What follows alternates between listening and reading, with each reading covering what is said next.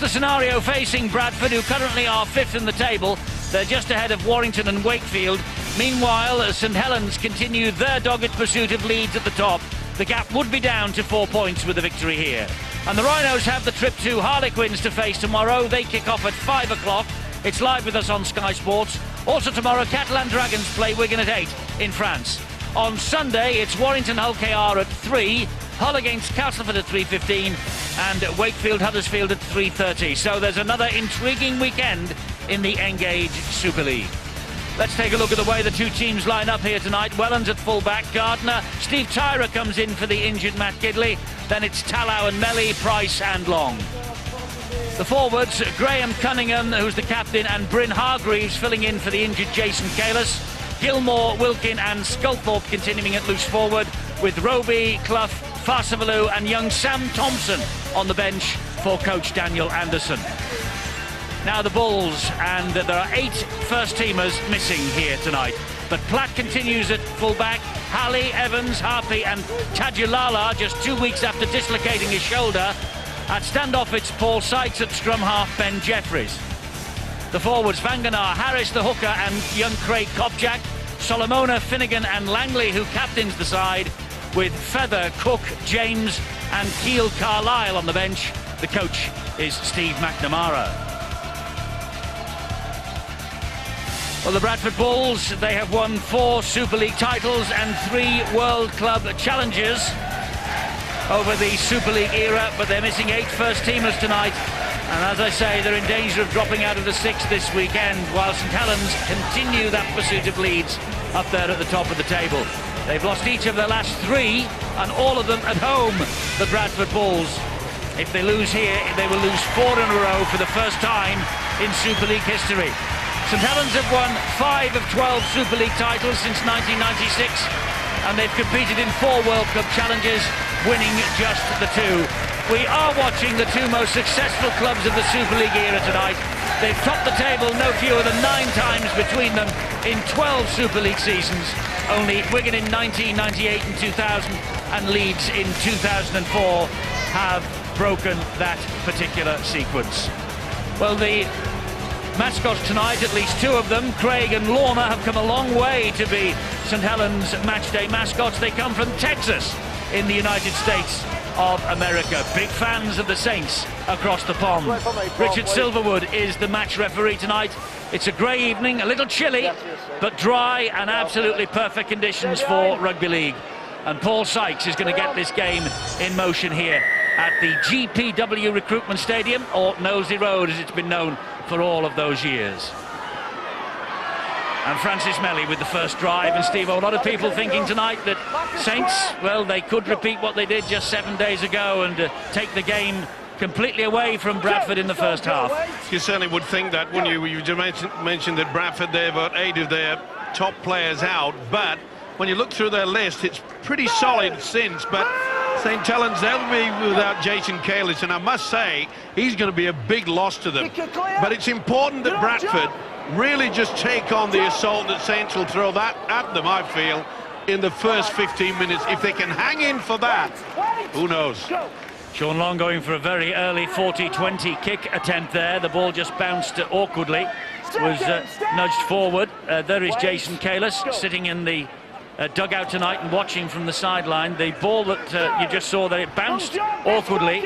It was just nudged forward by a St Helens boot, and I think it was John Wilkin who was stood in front of the football. He couldn't drop on it, otherwise he would have been deemed to have been offside. This, meanwhile, is Joe Vanganar, the New Zealand international. 8th season in Super League with the Bradford Bulls.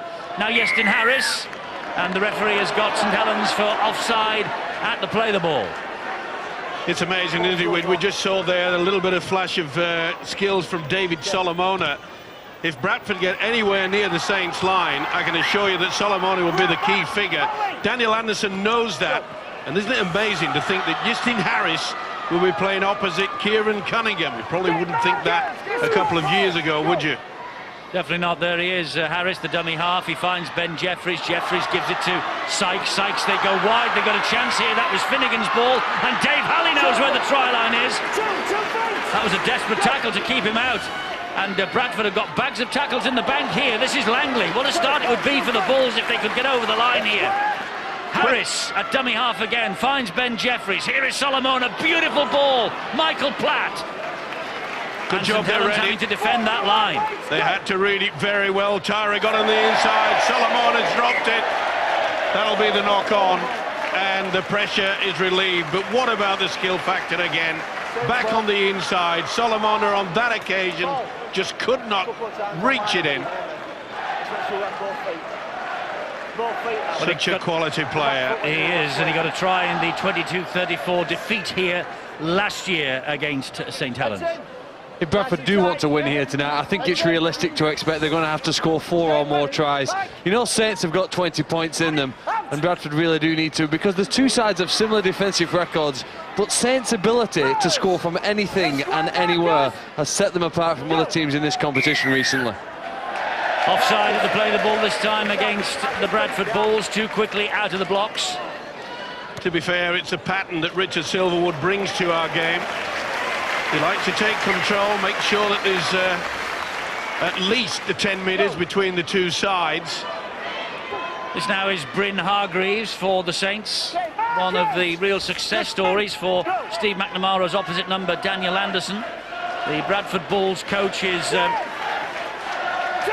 very concerned about tonight, obviously, but he is relishing the challenge of facing St Helens. He says anybody can coach a team that has got stars all over the place, but a coach really does show his mettle and his true worth when he comes out with a team that's depleted as his is and takes on one of the best sides in the competition. And he was looking forward to that challenge before the match kicked off tonight. This is Cunningham. Big hit by Wangenaar off the shoulder. Cunningham spun away from him, but it was fortunate there that there were reinforcements in the shape of Kopjak. This is Long. He stabs the ball in behind the defence, and Semi Tadulala allows the ball to run dead. Justin Morgan is with us tonight, who of course was here just last weekend with Hull Kingston Rovers. You were blown away first half, Justin. Yeah, very much so, and an issue for us was discipline, and I think for Bradford tonight, if they're going to get in the game, they need to be very disciplined, not give away field position, and they need some big games from some of their key players. I think Yeston Harris playing in the hooking role needs to really step up, and Solomona, he can create points, and exactly what Phil said, if they go into today's game with a little bit of a carefree attitude and looking to score points, they could take it to this St Helens team. Well, that was Kopjak, that was Jeffries. This now is Paul Sykes, and they go wide and find Dave Halley. And Halley is grounded by the tacklers Talau and Melly. To be fair, the Bulls have been very adventurous, not frightened to give it plenty of air. And there they do again. The ball eventually on the bounce, getting to Solomona. He gets the ball away to Shontaine Harpy. Long is after him. Long gets him down. That's the last tackle. Harris at dummy half finds Ben Jeffries. Jeffries will give it some air. And Melly is there on his own try line. Oh, what on earth was he doing then? Passing the ball inside to Paul Wellens. Well, I can't believe it. He is built so big. It's not the job of a winger to defuse a bomb like that and then give it to a full-back that should not be expecting it. I know it's always keep your eyes on the football, but he's big enough. He should have taken it straight through to the defence. Daniel Anderson will be furious over that. Bradford had success earlier this year when they attacked Melly and Talau. They scored a couple of tries that way. I suspect they'll continue to go to those two here tonight. Back up on the line. Referee wants the scrum to form on the 10-metre line. Eventually it does. Here comes Paul Sykes. This is a big test of the St Helens defence. We've talked about St Helens in attack very often. We've also talked about the strength of their defence over recent years. This is a test of it, and Cunningham there up to the mark with a big hit on Jeffries. But that's Harris. This is Langley, and Langley taking on Wilkin. And St Helens coming up in numbers with Graham to bring down the Bradford captain for the night. Harris! The ball went backwards, says Richard Silverwood, under the challenge from Graham. Looking to get away with that. Foot. Last tackle here for Bradford. Jeffries is screaming for it. Jeffries gets it. Finds Harpy. Tadulala! They're in, I think, Bradford.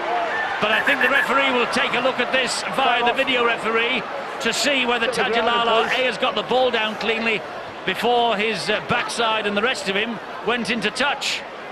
Going to be pretty close. Gardner went low. Really should have gone a little bit higher, try to hit the ball carrying arm. Foot's okay there. That's try time.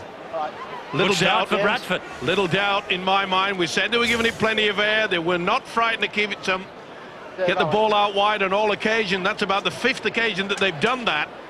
And they have caught this St. Helens defence napping. First try for Semi Tadulala, his 9th of the season. Remarkable story, this fella. He's back in action after just 2 weeks out with a dislocated shoulder. He went to hospital, you may remember, in the game, or during the game against the Leeds Rhinos, I think it was. And he looked as though he'd gone for the season. But Tadulala has come back. He's done the surgery or whatever else was needed. He's done the rehab. And here he is now scoring the opening try. And Iestyn Harris from this near side touchline to try and add the extras. And he's just pushed it wide, the wrong side of the posts.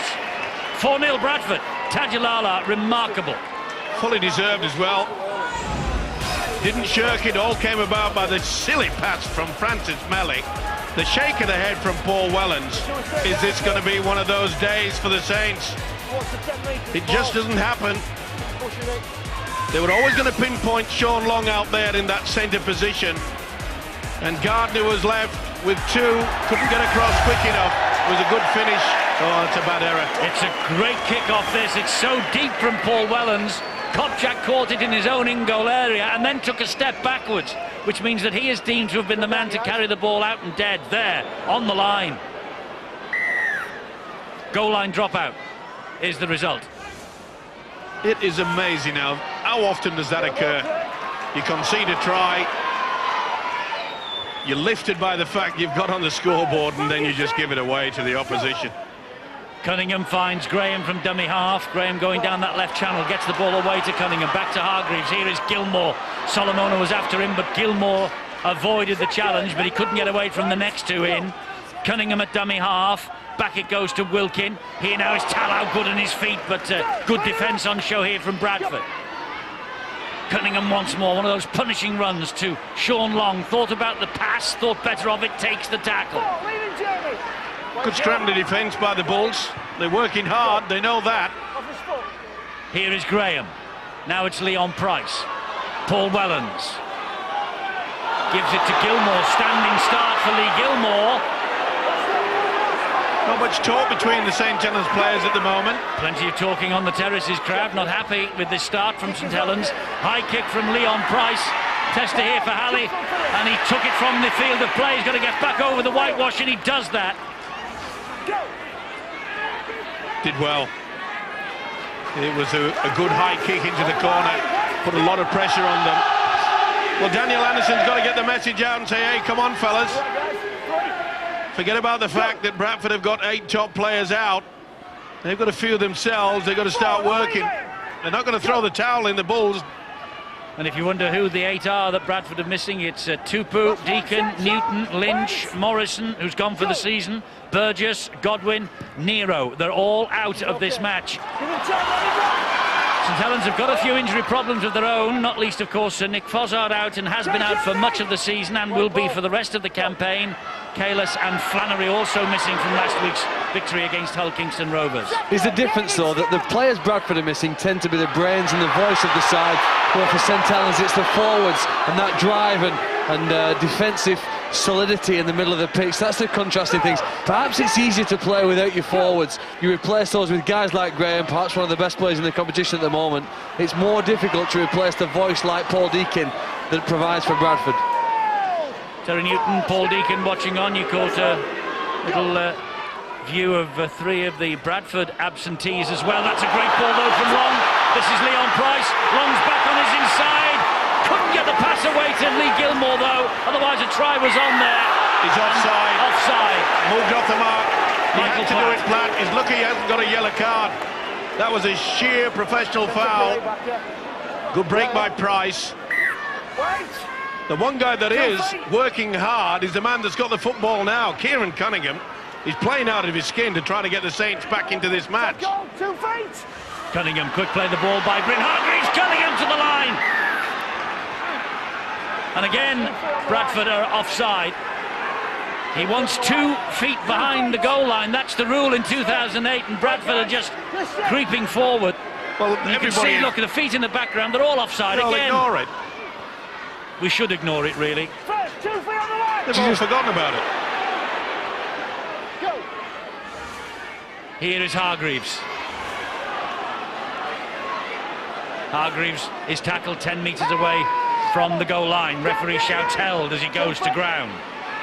Cunningham to Graham. Great, 2 feet. Boy, the Bulls have come here for a scrap. Don't worry about that. Well, that's a succession of quick penalties against Bradford, and Richard Silverwood now will have a word with the Bradford captain, Jamie Langley.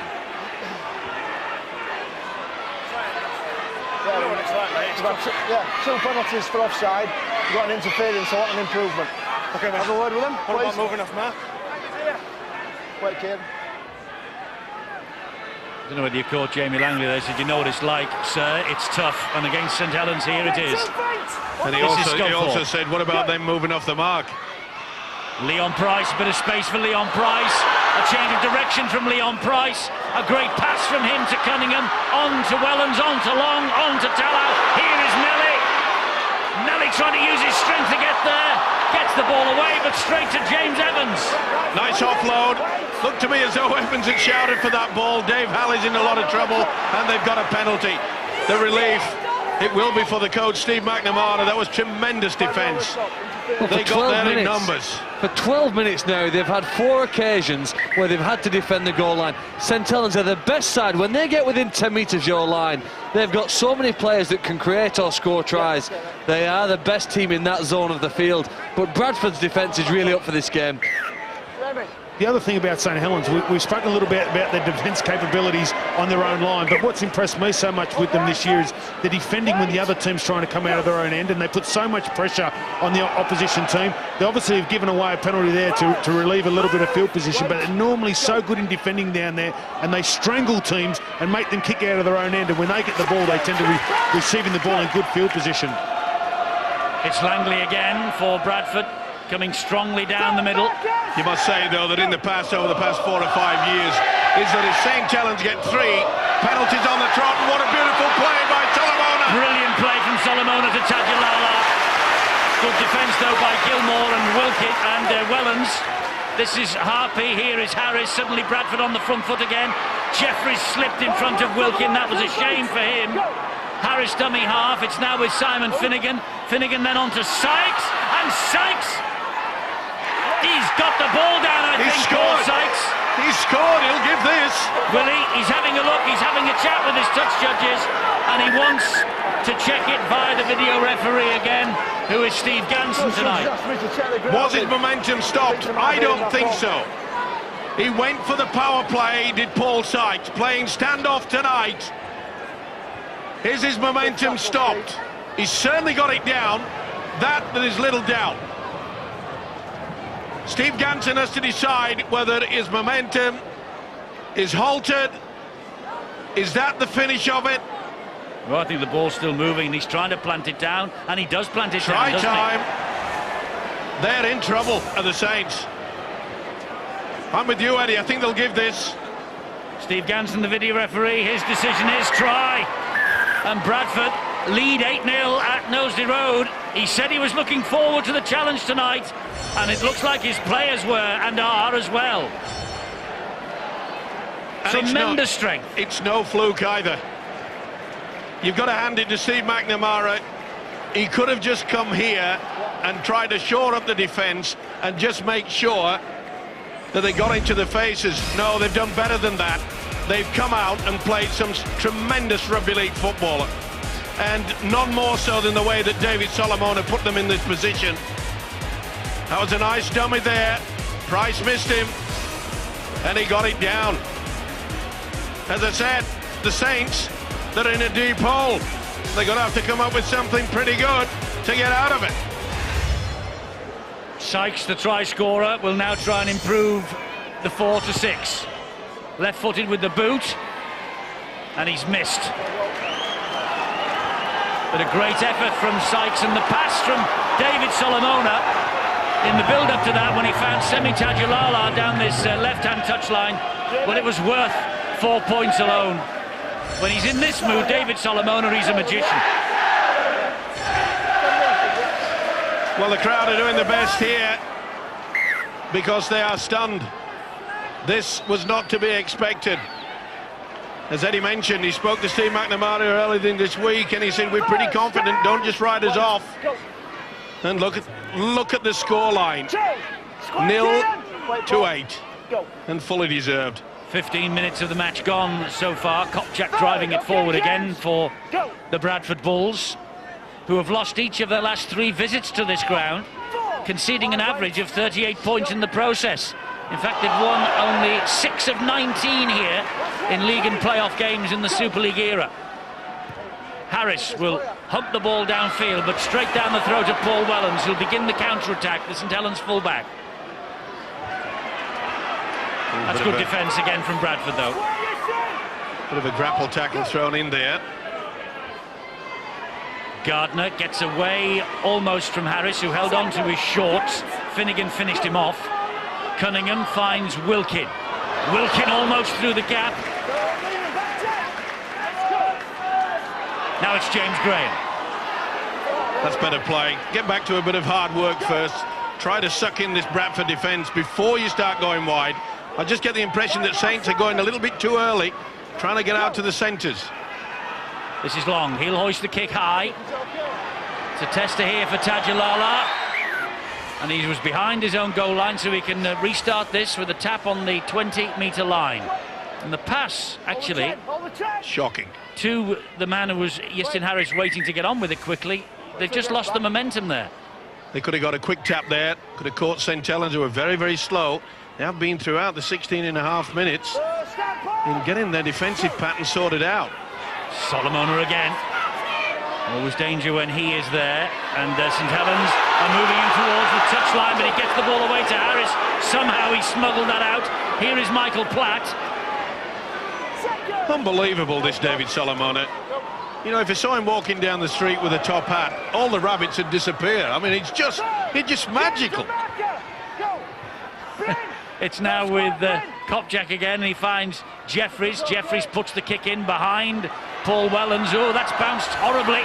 Wellens with some work to do here and does it. Well, he's trying to get the referee to say that he lost it. Matt Cook working overtime. Could have been penalised there in the second grab. This is Willie Talau. Having lost the last 3 games, I guess a question of belief would be with the Bradford side, but there's been no lack of that here. They've really taken the opening quarter to St Helens, moved the ball around, and again, reiterating that point, when they've had to defend their line, they've been able to find the right answers. So that's a penalty conceded by Simon Finnegan. He was all over the top of Mauri Farsavalou, trying to stop the quick play of the ball. But I tell you what, the tackle just before this one, when Solomona flew in at Paul Sculthorpe, and that was a big question, I think, answered for Paul Sculthorpe, because it was a ferocious challenge and Sculthorpe survived it. And when you think the last 3 or 4 years he's had with injuries, Paul Sculthorpe will be breathing a big sigh of relief after that. And so will the Bradford side, because this was it. Solomona had plenty to say to Sculthorpe as well. Cunningham short ball to Wilkin. Cunningham, the dummy half, will go down the left side. This is Farsavalou! Now has he got that ball down? The referee gave it to video referee Steve Ganson to make the decision at the other end a few moments ago, and he's going to do the same again here for the St Helens try and Mauri Farsavalou.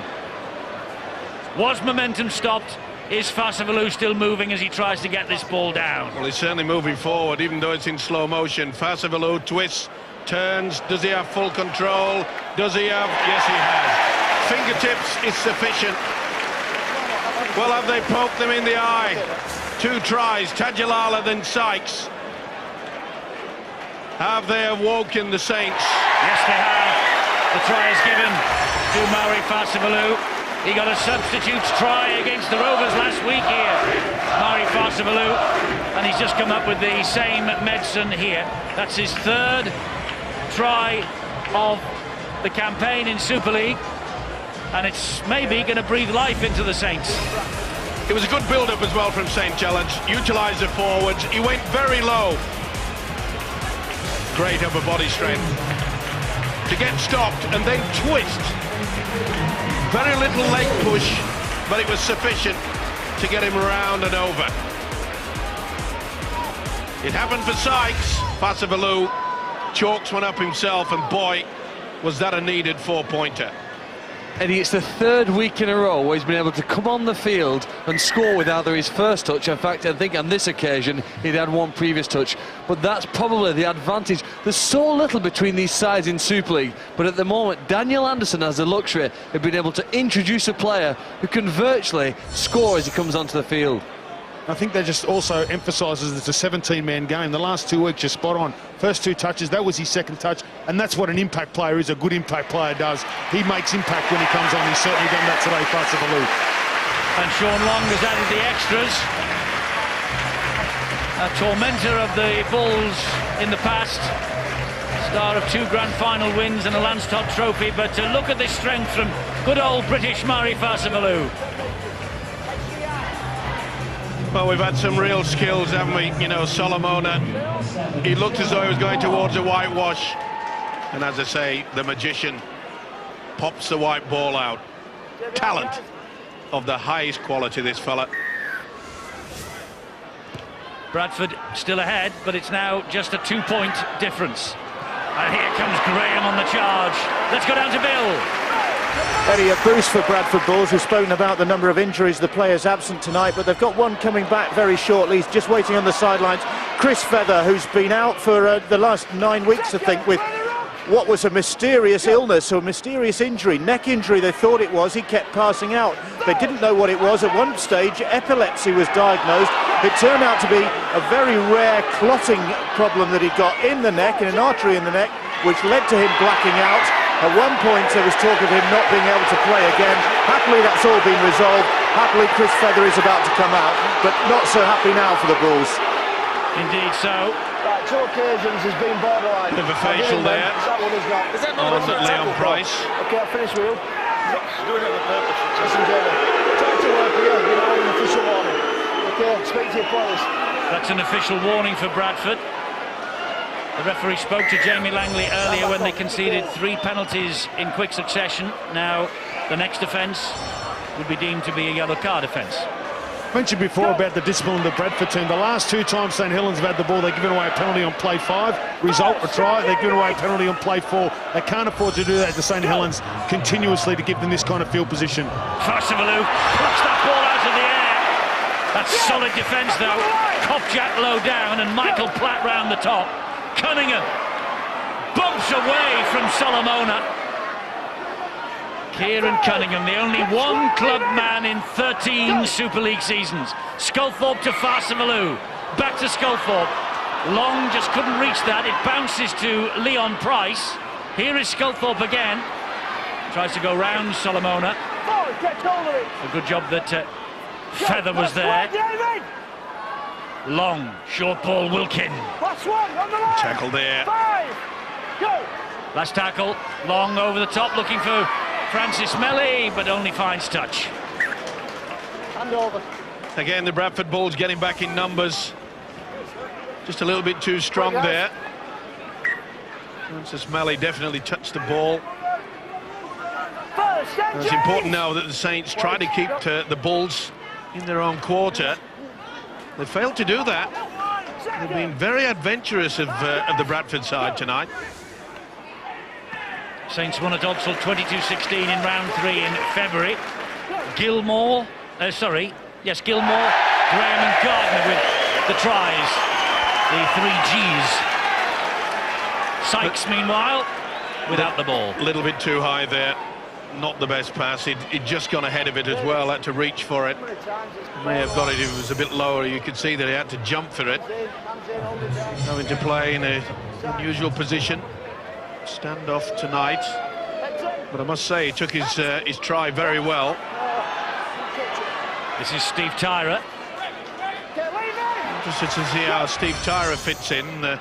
Gidley, of course, the 2 Gs, as Eddie has called them, with Aidan Gardner, has produced some sensational tries so far this year. Cunningham, He's punishing run everywhere. up the middle. Everywhere, this man. And great for St Helens that when he's run his course for 25 minutes or so, James Roby comes on. This meanwhile is Leon Price. Oh! Gilmore has dropped the ball with the line gaping.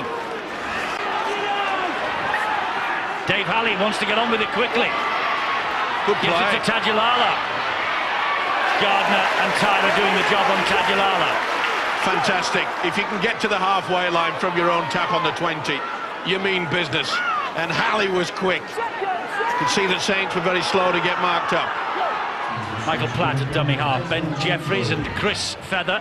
As Bill said, there were certain concerns about Chris Feather, but happily all sorted now, and Feather very bravely back into the action with Solomona now for Bradford. And the Saints trying to wrap the ball up. Warnick was out there then, he was looking to offload again. Cunningham has, as I say, run his course. Roby is out. This is Harris, here is Langley, back it goes to Finnegan. Finnegan will drive the legs forward and keep Bradford going to the Jeffries rather. Jeffries will drive the legs forward, keep them going to the 10-metre line. Here's Harris, now Solomona. Solomona flicks the ball out the back door. It's flicked again by Harpy brilliantly to Tadulala. His kick is picked up by Sean Long, and here comes the counter-attack. Read it superbly to the half-back Sean Long. Harris has stolen the ball. Oh, high shot there. Could have been a penalty given. He's allowed the advantage. Will it come later? It comes now.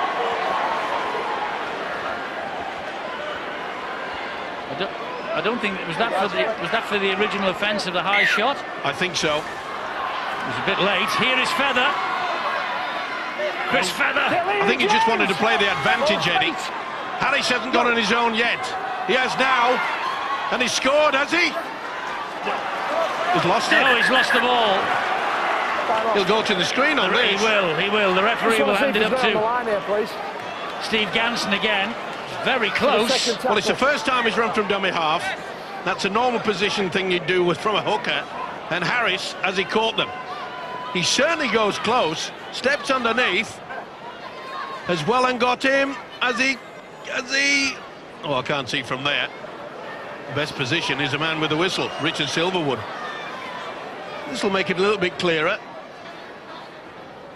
He hasn't got it down there. The knees in between, the legs in between. He hasn't got it down, and I think he loses it from there on in. This will be a play the ball for St Helens. Well, the ball is down there on the line.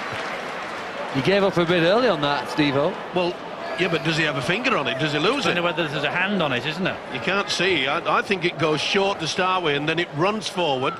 Will we see it from here? Yeah, he rushes it forward. He's short.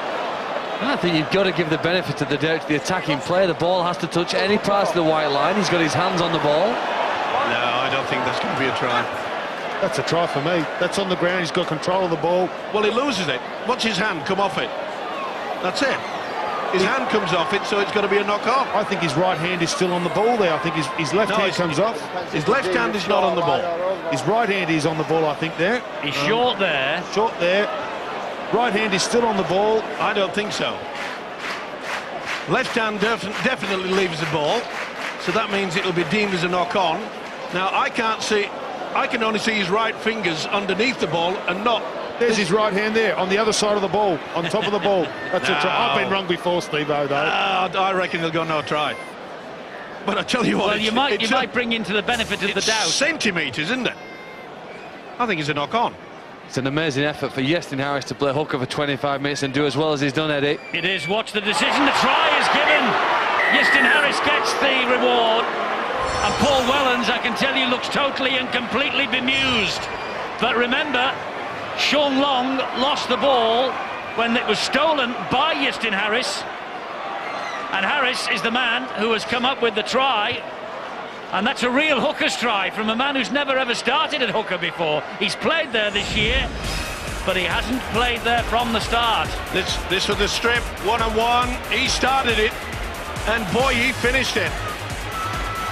Steve Ganson didn't have the same. That was the penalty. It was a high shot from Wilkin, no doubt about it. The referee allowed the play on, got to this position. I'm not so sure that should have been given, but I'm not Steve Ganson, he's the man, and the crowd here don't like it, but this fella will just add the two, surely.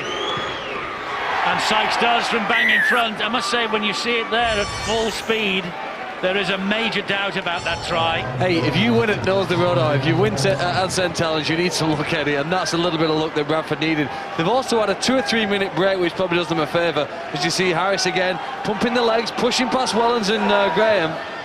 And he's got the call going his way. He certainly has. He will not be worried one jot about that. What you don't see at normal speed, of course, is the fact that that ball actually was on the whitewash. Just for a second or so, but it was there on the whitewash.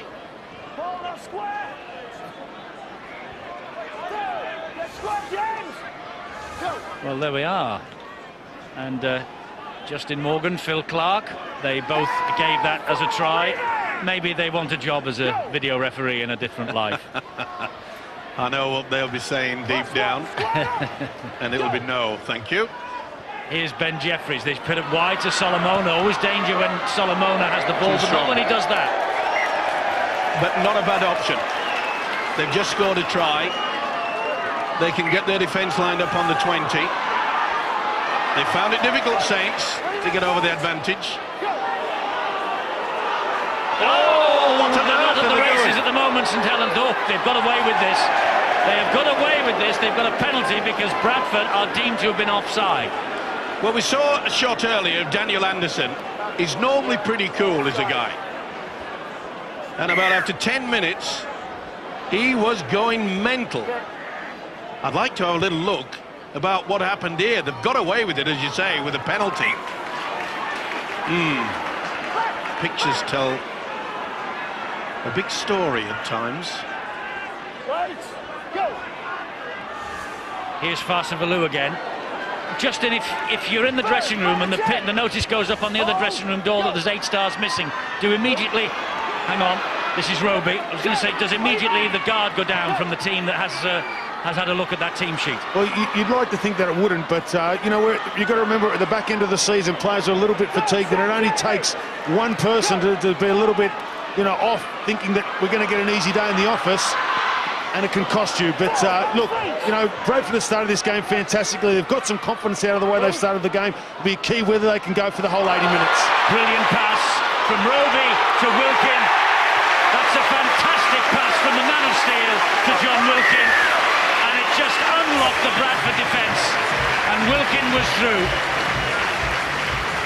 A hat-trick here against the Bradford Bulls in a 2005 playoff tie for John Wilkin. And he ended up on the losing side here tonight. That's his 3rd try of 2008 in Super League. And it's just what Dr. Anderson ordered this. Certainly is, and as you say, the final pass from Roby was superb. But give a lot of credit to Wilkin. He came on the angle, came and cut back on the inside, which just put the off balance of the defensive. And you can see there was 2 men just crashing into each other. He spun around, lost his way for a moment there. Satellite navigation pointed him in the right direction, right at the moment. And they are back in the game. And I think all in red and white are walking back knowing that Mr. Anderson will have a few words to say at half-time. I'm taking nothing away from the way Bradford play. Important goal this for Sean Long in his career. This goal for 2,500 career points in club and representative football for Sean Long. That's amazing. That is amazing. And so was a try from this fella. Great pass, but the way he came on the arc. When you run on the angle and you get the defence just off balance. Still not happy though, is he, Anderson? Another statistic awaits Sean Long tonight. If he gets over for a try, it will be his 150th for St Helens. And this is his 295th appearance for the club here. So he's got a pretty good strike rate with tries as well as with the boot. And there was a big doubt about him. Only a couple of hours before the game, they just passed a fitness test at Sean Long. Such an important cog though, isn't he? This is Paul Clough. He's missed only one game in over a year, Paul Clough. Sculthorpe. He has struggled to play games over the past couple of seasons, but seems, over the past couple of weeks anyway, to be back to almost full fitness. Long's kick is too long. Out on the full. I'll be happy with that, but Bradford will put themselves in a good position from here. They won't rush. They've just seen the momentum go to the Saints outfit. Interesting to see how that Paul Sculthorpe, of course, as against last week against Hull Kingston Rovers, he had the, shall we say, a lot of movement to be able to play out wide. Anderson didn't want him to play in the middle, but just in tonight, Sculthorpe's had to dig deep and play as a forward down the centre. You know, I think the great thing about his game, he can mix it up. You know, obviously last week, your first game back, playing on the edge might be a little bit too much stress on him, but, you know, he's got a great fend, a great carry, and I think he's a player that they can have in the middle, and they can interchange between Clough and Wilkin defending on the edge. I think they've got a really lethal combination with Sculthorpe back now, because he's so versatile in where he can defend and where he can play. We've had a lot of whistles from Richard Silverwood tonight. It's 11th penalty. Here is Paul Sykes taking on Long and losing the ball. Well, he's got his penalties own in 33 minutes, Steve-O, you know? Yeah. Well, and to be fair, every one of them is spot on. It isn't as though the referee's imagining. But the difference is at the moment, St Helens, when they get penalties, they're making Bradford pay, or they're getting errors. They're getting points on the board because of it.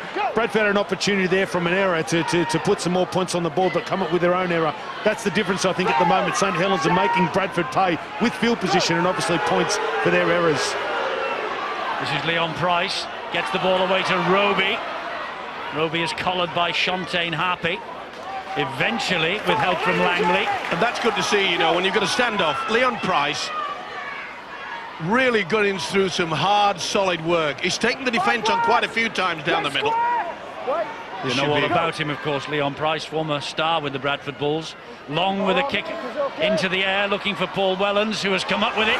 Dumps it down to Sculthorpe. Here is Stephen Tyra. Tyra goes around Tajulala, although he wasn't there. And for the first time tonight, St Helens hit the front. Stephen Tyra has played only 6 games prior to tonight, and he scored in 5 of them. He knows his way to the line, this young man, and he can kick a fair goal as well. Only 19 years of age. That's his 5th try of 2008 in the Super League. One for the future, Stephen Tyra. They're just nursing him through to first-team duty on a full-time basis. Beautiful kick from Sean Long. Just enough weight, not too long. Wellens pinches it, and Tyra in and out. Tajulala. We know he's had problems with his shoulder, Tajulala, and I think this shows up here. He doesn't really commit himself there. Tyra says, I'll take it. Saints hit the lead for the first time. He's happy. It was a nice bit of footwork that got him around Tajulala there. He got a try against Castleford in his last Super League appearance as well. Last month did Stephen Tyra. Sean Long with a difficult conversion attempt out on the touchline, but he's a left-footed kicker, so it's the right side of the field for him. Can he drift this one over the top of the bar? 2 from 2. Just missed. But St Helens have nosed in front for the first time, 16-14. The important thing for Bradford, why they've waited for Long to take that kick at goal, is what sort of talk and what sort of response. Steve McNamara knows this is the time and again where Saints can actually finish you. They put the nails on the coffin lid at this point here. You think you're in the contest, but in the next 2 or 3 minutes, they are capable of scoring 2 or 3 tries. And Bradford's focus and concentration has to be as sharp as it was in the first minute. Yes, just 4.5 minutes to the half-time siren. Good kick-off. Soccer skills from James Graham. He drives it forward, and a good race from the kick-off as well. So there's the enthusiasm that Bradford have. Sfasavalu now. But it's amazing, it was all came about from the steal from Sean Long way down. and the ability of the St. Helens players to often share the hard work. And he's got them offside. A little bit too quick out of the blocks there, and this could spell more danger. Jamie Langley, the culprit on that occasion. He was stood right in front of the official. What a kick. Massive kick from Sean Long from the penalty. Look where St. Helens are. First tackle, Farsavalou. And St. Helens benefiting from the whistle of Richard Silverwood at the moment. This is Roby. Fires the pass to Long. Gives it to Leon Price. Numbers in there to stop Leon Price. Roby at dummy half. Finds Long. Gives it to Clough. And Clough goes down on tackle number 3. Roby again, short side. Price! He's been a real thorn in their side, hasn't he? He's been everywhere, and that has been another penalty. Well, he warned them. Not another warning, surely. I mean, he's warned them once, he's put them on a warning twice, and here's the hat-trick. Jamie, last time I cautioned you, we had a good run. Without many penalties, OK. It's back on again, the warning. We've got 3 penalties on the run. Ah, it's back on again. When was it taken off? Oh, well. Good question. Notice Sam Thompson is out there, the number 29 for St. Helens. Here, meanwhile, is Wilkin. Sam Thompson, 22, his birthday was on Monday. This is Roby, James Roby! There's so many numbers there to hold him out. There was 1, 2, 3, 4 black shirts. Wilkin fires the pass to Long. Showed it to Graham, flicks it over the top to Francis Melly. Melly gives it to Willie Talau. Talau hands it off to Long again. The ball bounces untidily to Paul Clough. He gives it to Wellens, he gives it to Wilkin. They're getting there in numbers, but on this right-hand side, will they come short? Scrambling attack, scrambling defence. Graham! It's opened up for Graham! James Graham, a bloody nose, and 4 points. 6th try of 2008 for James Graham. What a mature player. At 22 years of age. A young front rower. And, well, if fit, certainty to be on the plane surely for England in the World Cup at the end of this campaign. James Graham. And of course we maybe get an indication about that when Tony Smith names his first England squad of 2008 for the international against France in a couple of weeks. Sheer persistence by the St. Helens side that put Graham in that position. It was an easy fend-off from James Evans. He's a hard man to stop, this fella. My mind goes back to when St. Helens had so many injuries in the forwards, and this guy was remarkable. Playing most of the game, nearly all the 80 minutes at times. He has dug deep for his club, and he's come up with a crucial try. And this time Long's had the extras. It's 22 points to 14 now. And St. Helens in control of the game, really, after a real scare from the Bradford Bulls.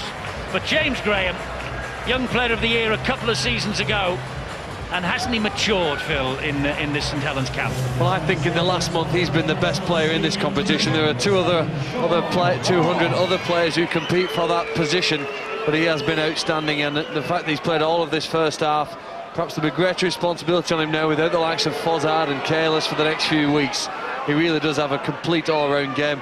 Do you know, I know Bradford are behind here by 8 points, but when you consider the number of play the balls they've had to defend on their own line, I think it's been an amazing achievement that they are still in contention. The kick-off straight into the arms of John Wilkin. Probably not enough time for St. Helens to score another try, but never say never with this lot. 5 seconds now to the half-time siren. He should do it. He would be disappointed with the scoreline at half-time, because they got up to a wonderful start, didn't they? And they dominated the opening 20 minutes or so. And Daniel Anderson, I think, was on his way there for quite a hefty half-time team talk with his players, because a couple of shots we've seen of him, he has not been terribly impressed. 13 minutes and Bradford were 8-0 up. Gradually, St Helens wore their way back into this match. At 26 minutes, Bradford still held the lead, but then 3 tries in the 10 minutes immediately before half-time puts them in the driving seat. 22 points to 14 at half-time. That's the score in St Helens' favour.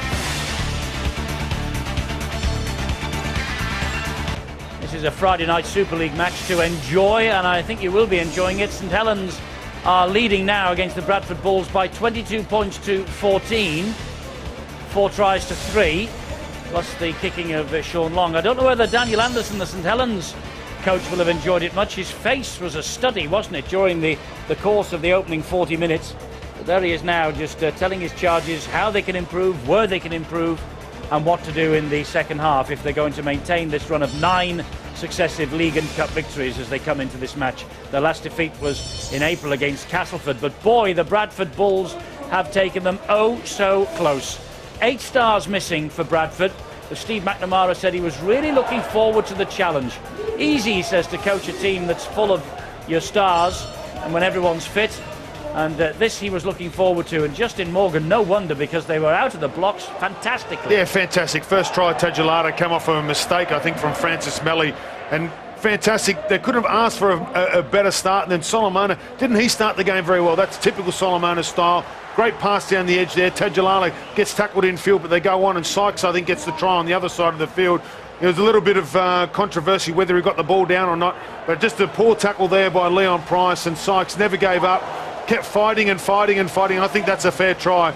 Nice performance there, but it wasn't long before Saints hit back through Fassavalu. And we mentioned during the call that this guy is a great impact player. Second touch of the game, goes on, scores a very similar try to Sykes, and that's a fantastic response from the St Helens team. This is the steal from Harris, which really got them some really good field position. Very smart play from Harris, playing in the uncustomary role of hooker, and he's done so well. Then he finished it off with a nice little barge over from acting half. Steve-O mentioned his first carry from dummy half, and he gets a try. I think it's a try. The scoreboard says it's a try, and that's all that matters. And this one here, nice pass, nice line here by Wilkin. Just got on the outside of Feather, who's his first game back, maybe a little bit fatigued after 10 minutes or so. And then they finished off in perfect fashion. I think Tyra gets the next try after a great bomb from Long, followed through by his own fullback.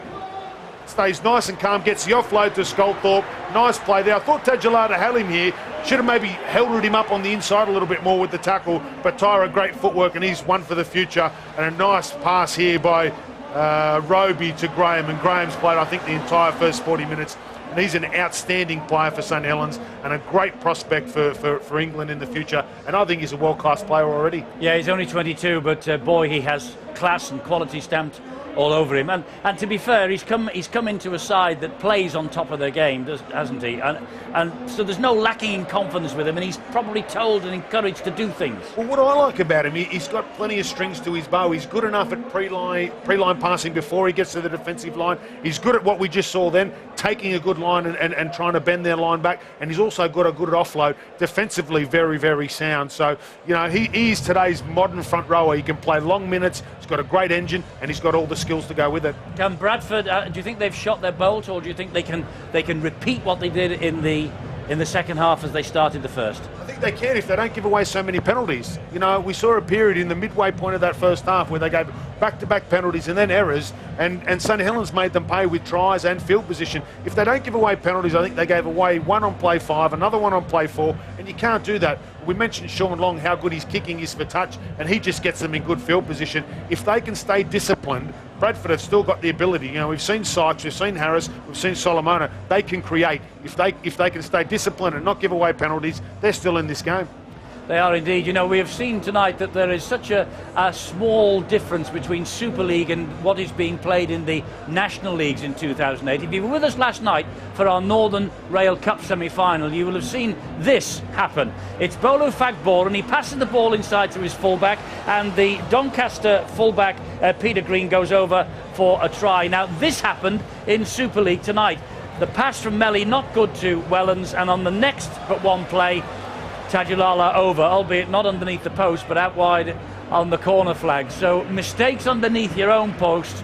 I don't know why you've not got more grey hairs, you know. But when that sort of thing happens, you must be worried to death. Yeah, very much so, especially in your own end. You talk about completion rates, and I think St Helens are at 90-odd%, and that's why they're ahead on the scoreboard, because apart from that one error, they've been very clinical in getting out of their own end, and they've been kicking very well tonight. Can Bradford give them the shock that they gave them at the start of the match when we resume the second half in a few minutes' time? Bradford were ahead for quite a time in this opening half, but then 3 tries in 10 minutes from Saints. Well, has it killed them off? You're in the best place to find out. To say it's Harlequins Leeds on Sky Sports 1 and HD1. We'll be with you at 5 o'clock, slightly earlier than normal. But right now, the second half of Saints and Bradford to take care of. 40 minutes. And of course, St Helens hoping that they win here tonight. They will then close the gap on the Rhinos to 4 points. Should Harlequins do the trick against the Leeds Rhinos tomorrow, it would mean that next weekend Leeds and St Helens at Headingley will be, well, it could easily be the decider for who finishes top come the end of the campaign for the League Leaders' Shield, because if St Helens were to go to Headingley and win, having won here, and Harlequins having beaten Leeds tomorrow, it would be just a 2-point ball game. But Steve-O, it's all ifs, buts, afs and ands and maybes. Always will be. And always has been, as far as I'm concerned. But the one thing that will be going through the mind of St Helens camp is that they've had a right good talking to by Daniel Anderson. But, you know, at 22-14, I reckon Bradford coach Steve McNamara was quite happy to get his players in the dressing room, because it looked as though they were just falling apart. He's had time to just settle it down, get back into that adventurous football that they produced in the opening 20 minutes. You know, we've made compliment to Eddie Gardner's performance recently in the tries he scored, but his reading in defence was excellent then. He predicted when Ben Jeffries was to receive the ball, dropped back quickly, avoided any threat of a 40-20 kick, and he immediately got his side up and over the halfway line. And this is Leon Price being hauled back by Matt Cook. This now is long, he finds Wellens, just didn't have the penetration to go past Evans. Last tackle here for St Helens though, long again, dabs the ball to the in-goal area, the race is on, and Platt is trapped in the in-goal. It'll be a goal line dropout after the opening set of 6 for St Helens of this second half. Great play by the two long-term players, Sean Long, Paul Sculthorpe. Over the years, they know each other very well indeed. Good low tackle by Scully. But an excellent kick from this fella, Sean Long. Justin, do you agree with the view that the most irrelevant thing at half-time, providing you're not 30-0 down, of course, is the scoreline? Yeah, definitely. You need to concentrate on what's been working for you or what hasn't been working for you. I think you're right. I think Steve McNamara, if he could get his team just to regroup and get some confidence back, because that first 15 minutes they were the better team. But we've already seen Jeffrey's first kick of the second half was a poor one, and the first kick from Long was an excellent one. So they need to get that kicking game sorted so they can get some good field position, the Bradford Bulls. This is Clough now, though, as St Helens just up the ante at the start of this second half. They're trying to score this try here that they might feel would kill Bradford off, and it's with Wellens just a few metres shy of the Bradford goal line. That's the last tackle. Good work from Evans there. Didn't take the dummy. Took Long the full again. back. Oh, they were waiting for the kick. It never came. He gets it away to Roby, and it's back to 6, I think, is it? No, the referee says that's the turnover. Well, it wasn't played out, was it? I think that's the interpretation. Well, the cheeky hooker tried to get it away. Good refereeing there by Richard Silverwood. And a sigh of relief for the Bradford Bulls, because they were really put under the rack then. It'll be interesting to see how Bradford handle this set of 6. Can they get anywhere near the halfway line and apply the pressure with the kick downfield? Here's Shantaine Harpy. He leaves the Bradford Bulls, so their squad will be even more threadbare at the end of the month. Goes to Bath in rugby union to prepare for his first season in the Premiership in the other code. They've really been stripped bare, haven't they? Leslie Vinacolo, of course, departed the scene not long ago for rugby union. And don't forget that they also sold Stuart Fielden to Wigan for almost £500,000. So it was a difficult assignment to come in for Steve McNamara's coach when 3 of your best players actually leave the club. Don't forget you'll be able to follow Shantaine Harpy's progress and that of Leslie Vinacolo here on Sky Sports next winter. Forward pass though here. Bit lax there by Leon Price. Scully had overran it. I've been impressed though with Leon Price today. He's no doubt about the fact that he was going forward all the time before he went into Solomona. But as I say, Leon Price really has worked hard. In fact, I get the impression that St. Helens have used him as an extra forward. He's done a lot of work and taken on the defence. Good run from Tadulala. We'll play the ball here to Iestyn Harris. Now it's Jamie Langley. Good work from Roby and Sam Thompson.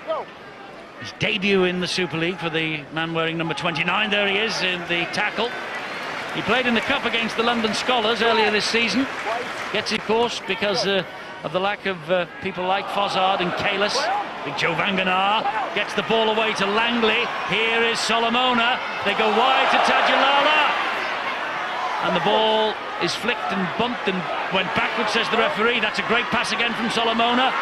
Here is Michael Platt.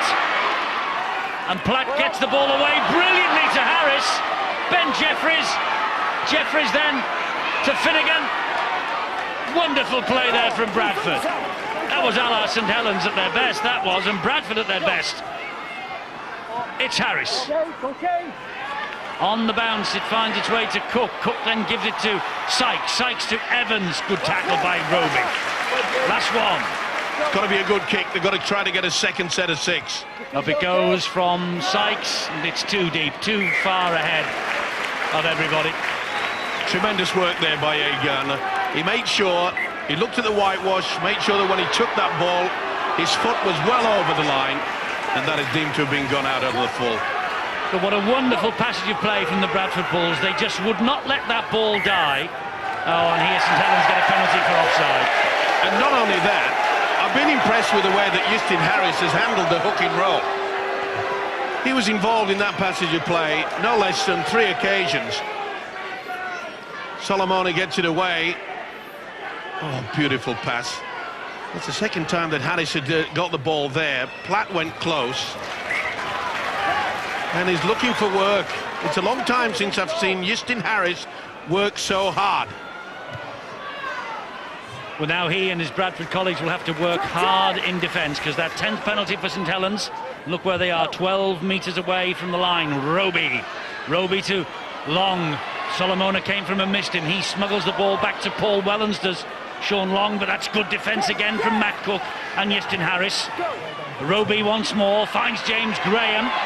Graham trying to barge his way to the line, is held up by Vanganar and James Evans. Roby again. Roby to Long. Long to Price. And Price finds Paul Clough. And Paul Clough comes up the middle. Tackle number 4. Quick play the ball. Roby! And Bradford managed to hold him up right underneath their own sticks. Good work from Harris yet again. Made sure he couldn't wriggle free. Price to Wellens. Kick through, looking for Tallow and Melly, but didn't find them. Only found the dead ball line. Well, there's one relieved Dave Harley there. He was left out of it. He'll be happy though, Will Anderson. The way that they approached it, okay, the kick was a little bit too strong. But I must say the defence from Bradford, they're not giving this up. There's still plenty of time, they know that. Crucial time for Bradford is when David Solomona and Joe Vanganar have to leave the field and take their breathers on the side. Langley, Jeffries, Sykes, still Sykes, tackled by Tallow.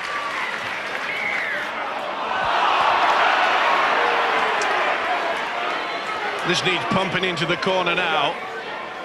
And as I say, I've been so impressed with the way that Bradford have kept the ball alive. As you say, Andy, a la St. Helens style in many ways. We just saw Matt Cook go straight up the tunnel. We'll get news on that in a moment from Bill after we see how this attack develops from the Bradford Bulls, with Vanganar. He's been replaced, as you see, by Kopjak. This is Harris.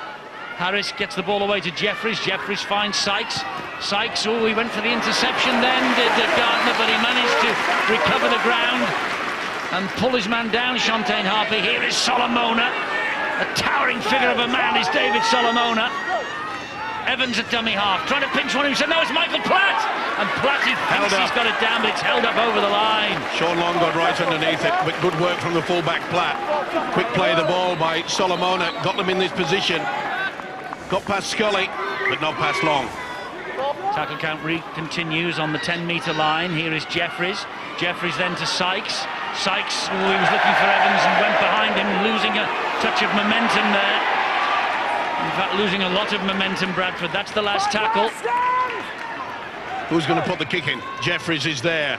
And Jeffries puts the kick in, slices it over the top of Wellens. It bounces back, and fortunately for St Helens, bounces back into their hands in the shape of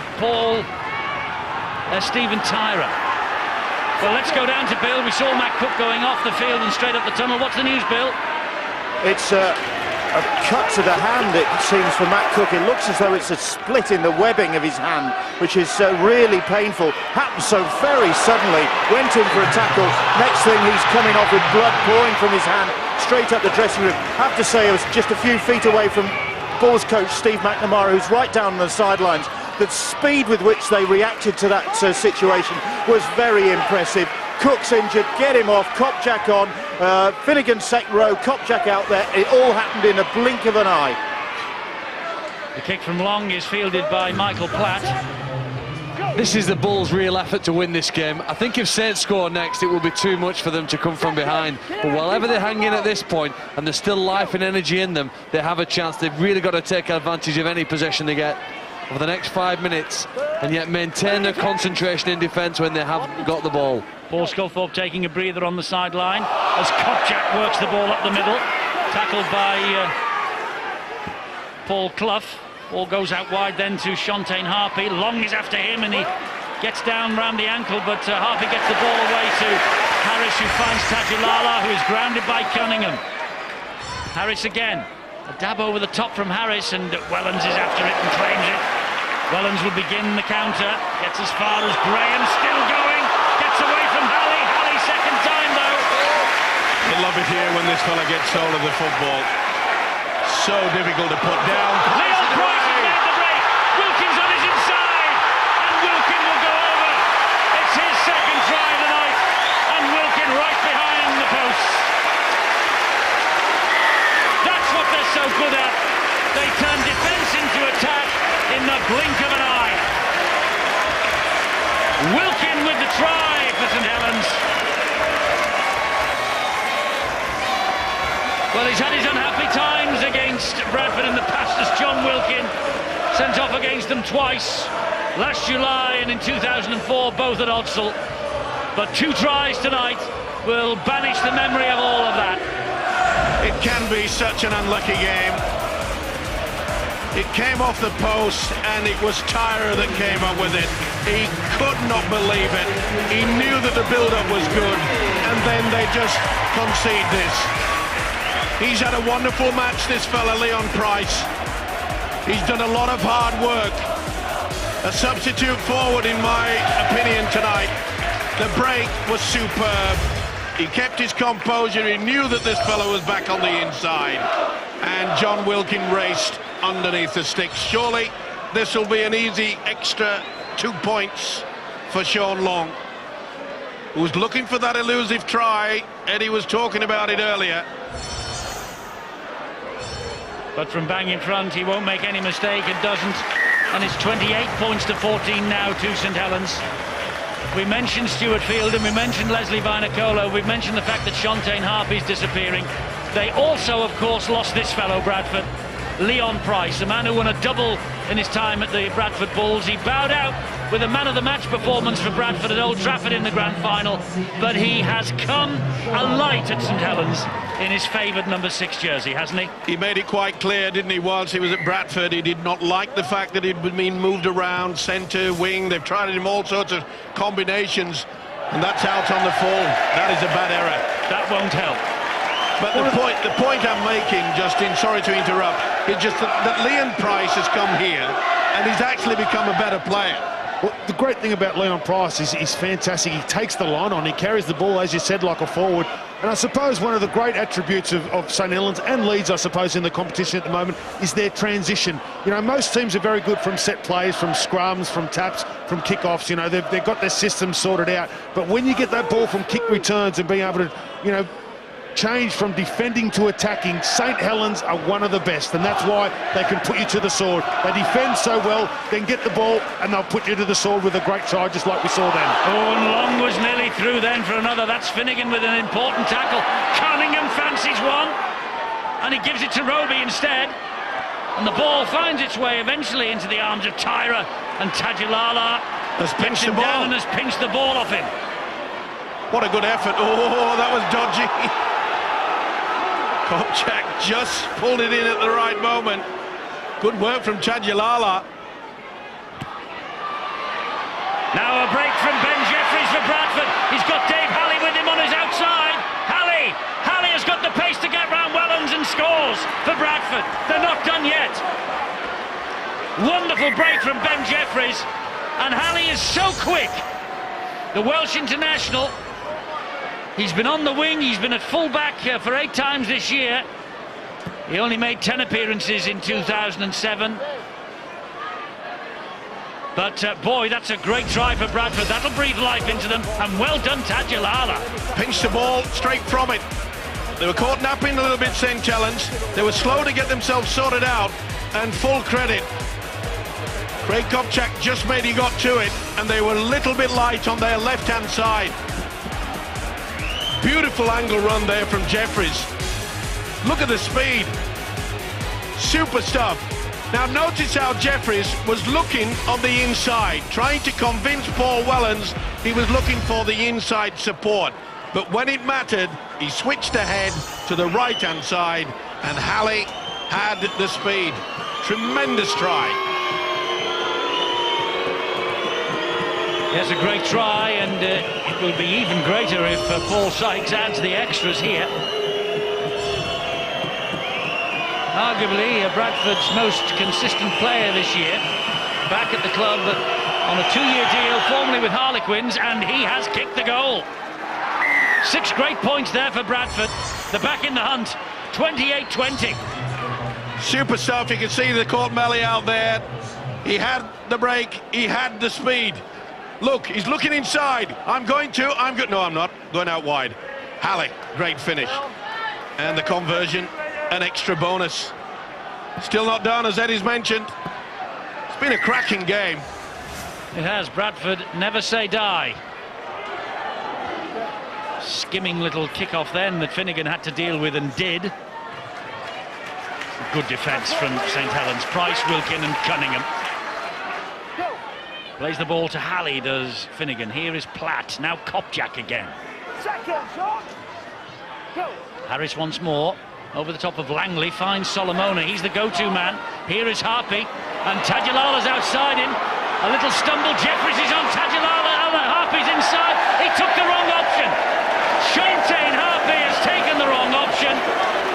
Tajilala was on the left, but the support was all down the middle. Oh, this was a golden opportunity. Jeffries gets the ball, here he scores, surely. Good work by Paul Wellens, though. He kept himself in front. Sheer desperation when things aren't going right for you. So many injuries. Just tell them to lift up, and look. He had the chance, but Wellens also was very thoughtful, kept himself in front of the inside support play. Yes, you would have backed Jeffries to score, but he would have to get round Wellens to do it. But certainly the chance was on. Just shows you the experience, doesn't it? Doesn't always just come to the fore. Oh, that's a great tackle from Harpy, but they've got him for offside, sneaking up very, very quickly. It's coming to the vital final quarter, and you can see there was 3 or 4 and make a step well in front of the official Silverwood. And this is where St Helens really do put them to the sword normally. But it's been a wonderful effort by the Bulls. Not over yet. This is Fasavalou. Still vigorous in defence, Bradford. Cunningham. And Clough will drive it forward again.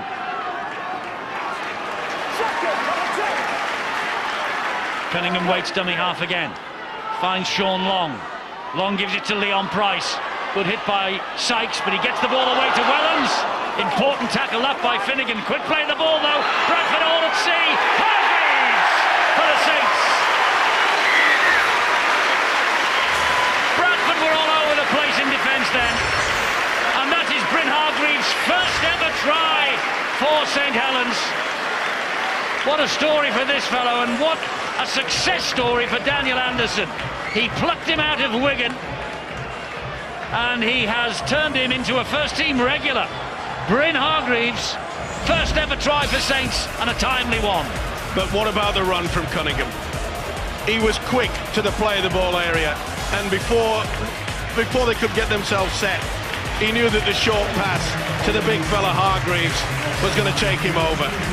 He'll remember that for a long time, and not surprisingly, there was a little shuffle of the head towards the man that created it, Kieran Cunningham. Thanks, mate. Well, without Fozzard, without Kalis now, Bryn Hargreaves getting a start tonight and coming up with his first ever Saints try. And Long from bang in front to re-establish the lead of 14 points, 34-20. Well, it's amazing to think that it probably should have been 28 points to 26 if Harper could have found Jeffries inside with that pass. But that's the difference, isn't it? And everyone goes home forgetting, and probably imagine, you know, the people will go home and remember the score difference between these sides. At the moment it's 14. I suspect that will grow in the final quarter. Well, it depends how Bradford now muscle up for this next set of 6. Oh, and is that out in the full again? It is. Yes. Good play by Price. He's had a wonderful match tonight. Just emphasise that point, Steve-O. The player catching the ball puts his back leg over the dead ball line, and the ball is deemed to be out. Yep. Here is Gilmore. No point in me explaining it, Eddie. You've just done it yourself. There we go. Well, it was well out, wasn't it, anyway? Yep. Well over. Fassavalu. These are vital times now for the Bulls. They've got to try to just stem the tide, but how can you do that against this fella? You'd think he was 17, 18 years of age. I'll get it out sometime. The ball's been stolen, but was it 2-1? It was. The penalty is given.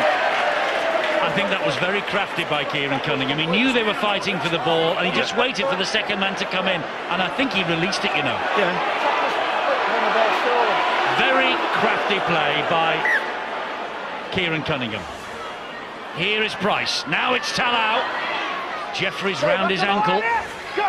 Wilkin. St Helens looking to put this match to bed. Looking very tired, Bradford's defence at the moment. They're not moving up as quick as they were. Cunningham finds Long, finds Leon Price. Price comes up the middle, bounces off Solomona, gets the ball away to Roby, and Roby hangs on under pressure. Come on, play the Kieran, ball give to us Kieran one. Cunningham, and Cunningham is bundled back the other way over the line. Price. Well, they went for the interception. The referee has blown the whistle. He's given the penalty. No try here. He's given the penalty for offside.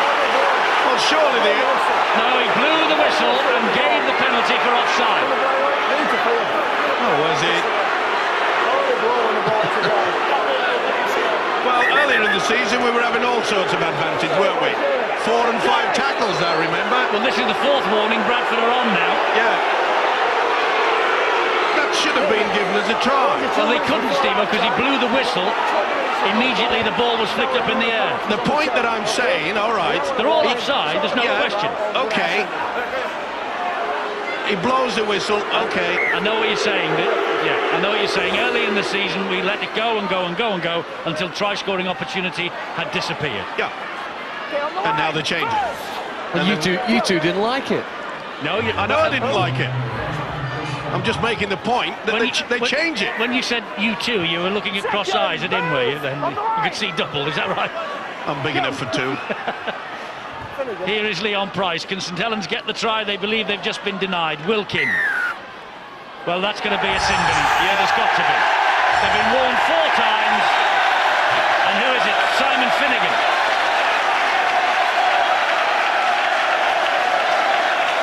Assistant offside, I think, will be the way Richard Silverwood has read that. To be fair, he's given him enough warning. Well, the yellow card's been coming for an hour. Yep. And the penalty count is 16-5 to St Helens. It has been a problem for Steve McNamara. He said they've gone from one of the best disciplined side early in the season to one of the worst, and this hasn't helped them. Melly is halted by 3. Cunningham waits. Can he plumb the one himself? No, gives it to Long. And Long gives it to Price. Over the top on the bounce to Gilmore. Lee Gilmore, lateral run, past to Farsavalu, tries to get away from Evans. And he has the shirt ripped off his back, finished off by the skipper Langley. Cunningham, Wilkin, offload, Long flicks it, Clough, Farsavalu. Good defence from Bradford. Cunningham, it's Hargreaves, second try. No wonder he's smiling. Second try of all time for St Helens, and they come in the space of about 4 or 5 minutes. This man, Kieran Cunningham. You know, in the first 15 minutes when Bradford were bossing this game, there was only one man that was digging deep. He had a 9 on his back, and his name is Kieran Cunningham. And he has been the provider for the second try, and for the second time for Bryn Hargreaves. Look at the speed that he got away, the momentum from the play of the ball area. He'll remember that for the second time as well. And boy, this is going to be difficult for me, because Leon Price has been superb, and so has Kieran Cunningham. Sean Long has kicked 5 out of 6, as you see. And this kick just to increase the lead still further. It's 40 points to 20. Well, they tend to concede an average of 38 points when they come to Knowsley Road. They've lost each of the last 3 visits here, and it's been an average of 38 points in the process. And Simon Finnegan's time in the sin bin, still 7.5 minutes to go. And Solomona's off as well, because they do spell him at times during each half.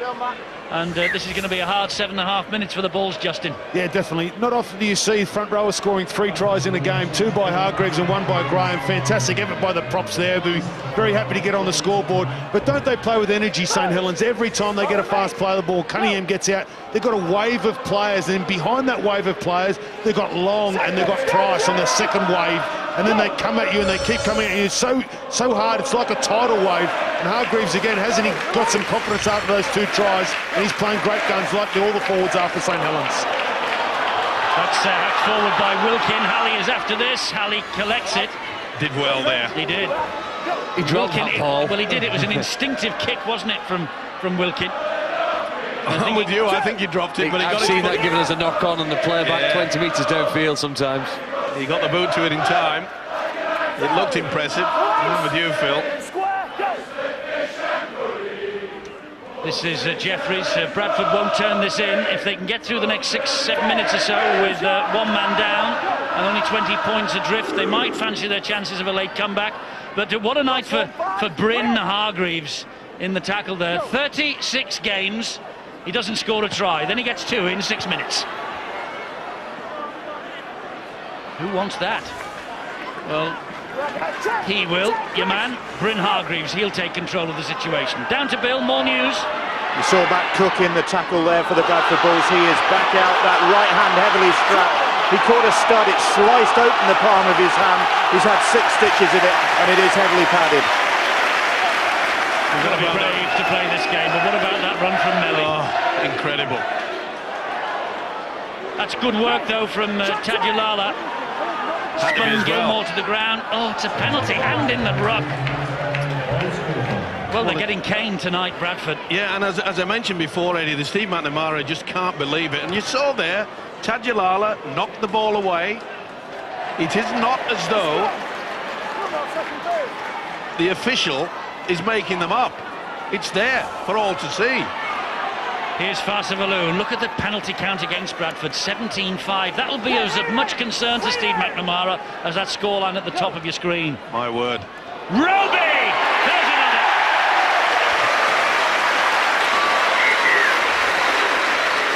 James Roby. Well, they started so well, Bradford. They were ahead in the first half for 13 minutes, and then in the 26th minute they still led. But once St Helens get going, and with one man down, Bradford, and with men like Roby and Cunningham slicing holes up the middle, it is very difficult for those players in the black jerseys tonight to keep this St Helens team at bay. And another piece of indiscipline. Silly play by Chadjilala. And remember, they're down one player. And what about the pass again from Kieran Cunningham? We can't get a message out to the players, the coaches can, but I'd just like to send a message out to Kieran. He's had a tremendous game. If he scores, he'll get the man of the match. Oh, I'm sure he'll be looking for that. Long adds the extras. It's 46 points to 20 now. Game probably over from Bradford's point of view. That sin binning for Simon Finnegan, very expensive, and we'll have in-depth reaction, of course, to this match, not via the red button tonight for Super League Extra Time, but we'll be talking to Daniel Anderson, the Saints coach, and we'll be talking hopefully also to Steve McNamara, the Bradford coach, in our Super League Extra Time slot, which is available on the main channel tonight. Don't need to press the red buttons. It's available to you right after we've finished here. Just stay with us. Follows us live here on Sky Sports 3 and in high definition on HD3 as well. Great ball, Wilkin. There's a wonderful pass from Talau. Here is Roby. This is Long. They're suddenly playing with a smile on their face, St Helens. It's Gilmore. Ball comes in field to Wellens. Hacked forward. They're all after this. Long and Price. Price will have it. Leon Price will have the try. Look at the smile on his face. He pinched it from Long. Well, they're difficult enough to play with a full complement, but when you have a man in the sin bin, it's an impossibility. Leon Price with the latest try. Leon Price, a man who's won doubles, League and Cup with the Bulls in 2003, with the Saints in 2006. And they're on course to close the gap on the Leeds Rhinos at the top tonight. Sensational play. Keeping it alive. Support play.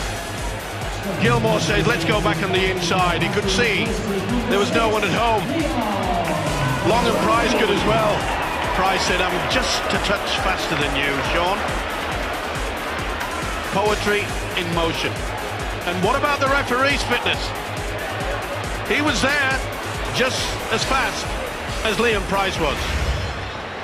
Well, we're having a little game here amongst ourselves. I said if Kieran Cunningham would score next, he'd win the man of the match. I'm now swayed a little bit towards Leon Price.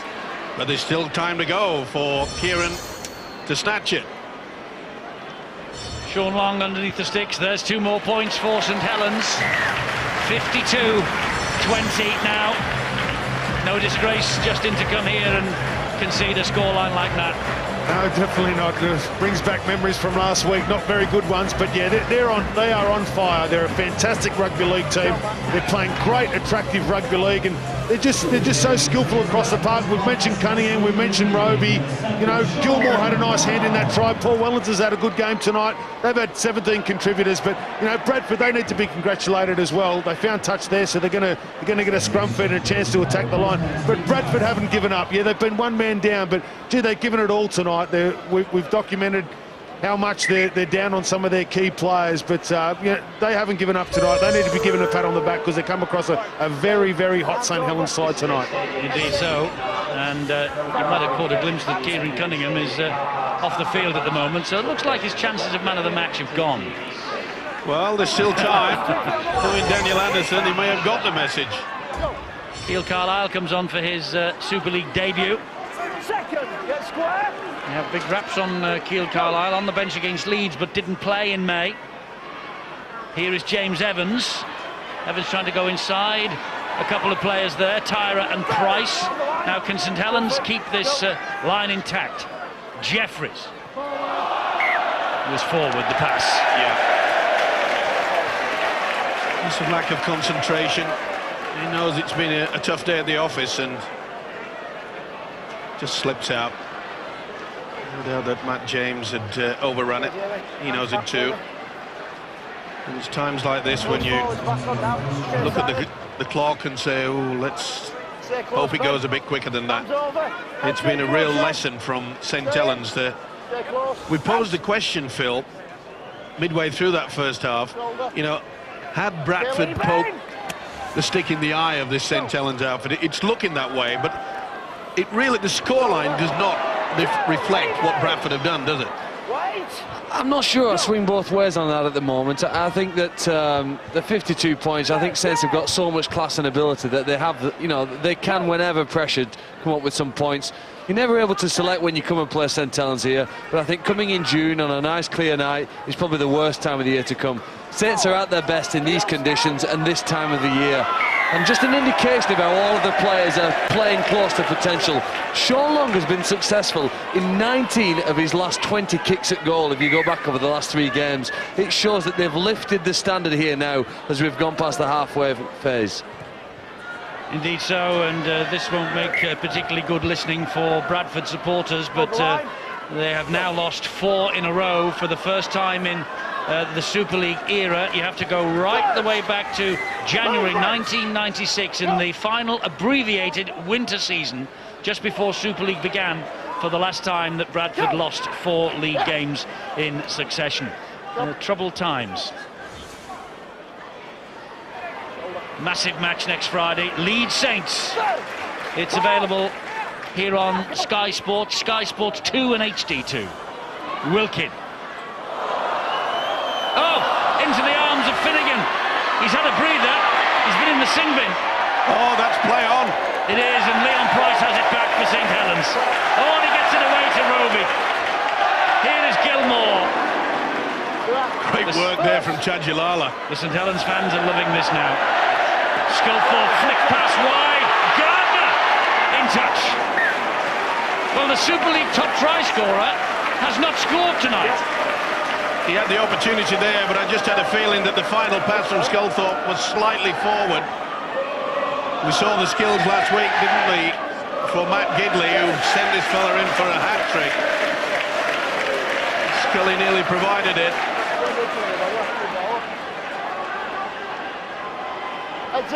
Four and a half minutes, 32 points the difference. Untidiness for Bradford, the ball went backwards, says Richard Silverwood. I think there's been some sympathy from the referee in the last minute. You know, all of the Bradford players were so far offside when Gardner got the ball. There could have been 2 or 3 of them penalised. And then that one again could have been a knock-on from Jeffries, but I think everybody here now, the referee included, just hoping to get to that final hooter. 18 penalties against Bradford tonight from the whistle of Richard Silverwood. You can't win a game with that. There could have been obstruction. That's a pass into Matt James that sees him on the deck. Here is Langley. Langley is tackled by Hargreaves. Last tackle here for Bradford.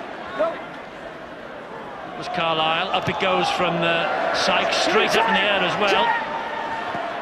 And the referee shouted at, I think it was Matt James. He shouted, he said, give him 10 because you were in front of the kick when it came, and he failed to do that, so St Helens have the penalty. It was Matt Cook, beg your pardon. And with the scoreline, 52-20, this is where you dink it into touch and then you put up the set pattern. Well, they're happy. Price goes off. They're happy again here tonight. Here's Thompson. Another one off the production line, a 22nd birthday party to have on Monday. Wilkin, back it goes to Wellens. Wellens tried to stab the ball through. Play on. No. Oh, it said knock on. Oh, it's sent. Oh, well. Where's the knock on there? Well, he found one from somewhere. He's got me confused. There it is. I don't think Wellens actually made contact, Steve-O, and that's why. Okay. Okay, heads it, stay close. Out. Well, can the Bulls finish with a flourish? Because they played their part. That was forward from Harvey to Tajulala. Slack play. That really is slack play. And Frustrating night for him. Frustrating for Steve McNamara. It irritates the fans, and it irritates the coach. Irrespective of what time is remaining, shakes his head in disbelief, but just a lack of concentration, and it really does drain out of you when you keep looking at the scoreboard. Thing is, you know, they showed enough in the opening minutes of this match, Bradford, to prove to all the doubters, and there must be many, than having lost 4 in a row now, that when they get some of these 8 stars back and fit again, they're going to be a force to be reckoned with. Oh, they'll make the 6, don't worry. Roby. I know they could be pushed out this weekend, but I think they've shown enough tonight that they will make the playoffs. Here is Wilkin. Oh, it's easy. It's a hat-trick for Hargreaves. Bryn Hargreaves gets the hat-trick. 36 games without a try. A hat-trick in the second half here against the Bradford Bulls. No wonder they all go to him and congratulate him and slap him on the back. Well, that just rubs salt into the Bradford wound, I'm afraid. But Bryn Hargreaves, 3 tries tonight. A hat-trick for the man that Daniel Anderson plucked from obscurity in the Wigan reserve team. And you just get the impression that they wanted to line him up for it as well. He was going to be the second receiver, and he knew that if he came with a flourish, he'd get a hat-trick. He'll have the DVD of this particular match, and I think there may be a few copies being spread around St Helens next week. He's had a fine game. So has this fella. They all have. Long adds 2 more. It's 58-20. Well, a comprehensive win, it appears, in the end. It was anything but for 20 minutes of the first half. But here's the Hargreaves hat-trick. That's the first, yeah. Cunningham supply. Cunningham again. And as I mentioned, the hat-trick put him second receiver. Wilkins says, go over, son. You little beauty. A night for Bryn Hargreaves to remember. A night for St Helens to remember. Probably a night that Steve McNamara would want to forget. But they started so well. They took the game to St Helens. They were 8-0 up at one stage. They maintained that lead right the way down to the 26th minute, and then on half an hour, when John Wilkin went over for the second St Helens try after Farsavalu had scored earlier on, they really did get their second wind, and off they went in the manner that they usually do here at Knowsley Road. Long, 9 from 10 goals tonight. St Helens, big winners. The gap's down to 4 on Leeds. Harlequins can do the Super League a favour tomorrow. It'll be tough for them, but they showed in the Challenge Cup game. They had the opportunity there. It took a wonderful effort by Jamie Peacock in the final 10 minutes to turn it the Rhinos' way. So there could be a shock on the cards. They've thrown down the gauntlet of these two sides, St Helens and Leeds. The question is, who on earth is going to stop them? They are both playing sensational rugby league football, and we have seen tonight some classic play. It has been a wonderful team effort. The effort from Leon Price was superb, and so was Cunningham. But the way that Price, I thought, the way that he was utilising as an extra forward, I've never seen him work as hard. It was a tremendous match from him. And needless to say, Leon Price is the man of the match, but we're first going to hear from the hat-trick hero, Bryn Hargreaves, with Bill.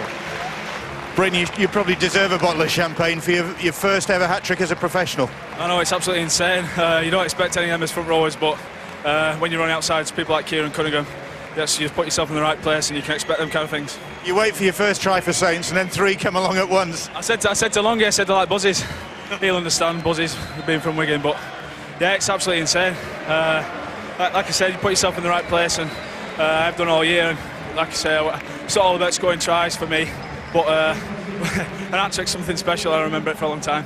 But you came here from Wigan, and maybe your career needed a bit of a lift, and boy, it's got it here, hasn't it? Oh yeah, there's no better place to come. It's fantastic, great set of lads, best lads I've ever met, and I'm just loving it. I'm loving playing for Saints, and it's a great club, great town. Especially after a night like tonight. Well done. Oh, definitely. Cheers, Bill. Thanks, mate. Well, let's bring the man of the match in, Leon Price. There you go. What about that first, from a hat-trick from a guy who doesn't regularly score? No, very good, very pleased for him. He's worked hard as Brain. He came to us last year, and it's hard for him in such a good team with so many good front rowers, and he's really settled in this year, and he's really proving a point. Well, especially needed when you've got the likes of Jason Kaler sitting in the stands.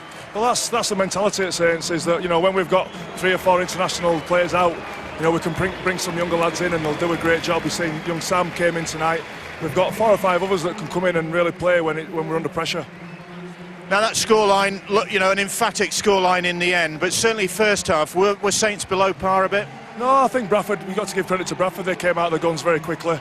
They started very fast on us, and our heads weren't right in the first 10 minutes, first 15 minutes, but we came back in the second half and played a little bit tougher, but we know we've got a lot of improvement to go from that. We know that won't one of our best performances tonight. Well, especially when you think who you've got to face next Friday. Leeds. Absolutely, and Leeds have been absolutely fantastic this year. They've gained a lot of plaudits, and rightly so, because they have been the team that have played the best rugby, the best defence, and it's up to us to catch them up. All the other teams in Super League, Leeds are the best at the moment, and we've got to catch them up. Just finally, Leon, you in that position you're playing in, the standoff position you're playing in at the moment, you seem to really have taken it by the scruff of the neck this season. Are you enjoying it? I'm enjoying my rugby more than ever, yeah, because I'm playing the same position week in, week out. At Bradford, I played in several different positions, and it was hard to get consistency. But I'm really trying hard, and I'm enjoying the team, and I've got very good players around me. So, with the players that I've got around me, it makes it a lot easier, and I'm just enjoying my rugby, and that's what it's all about.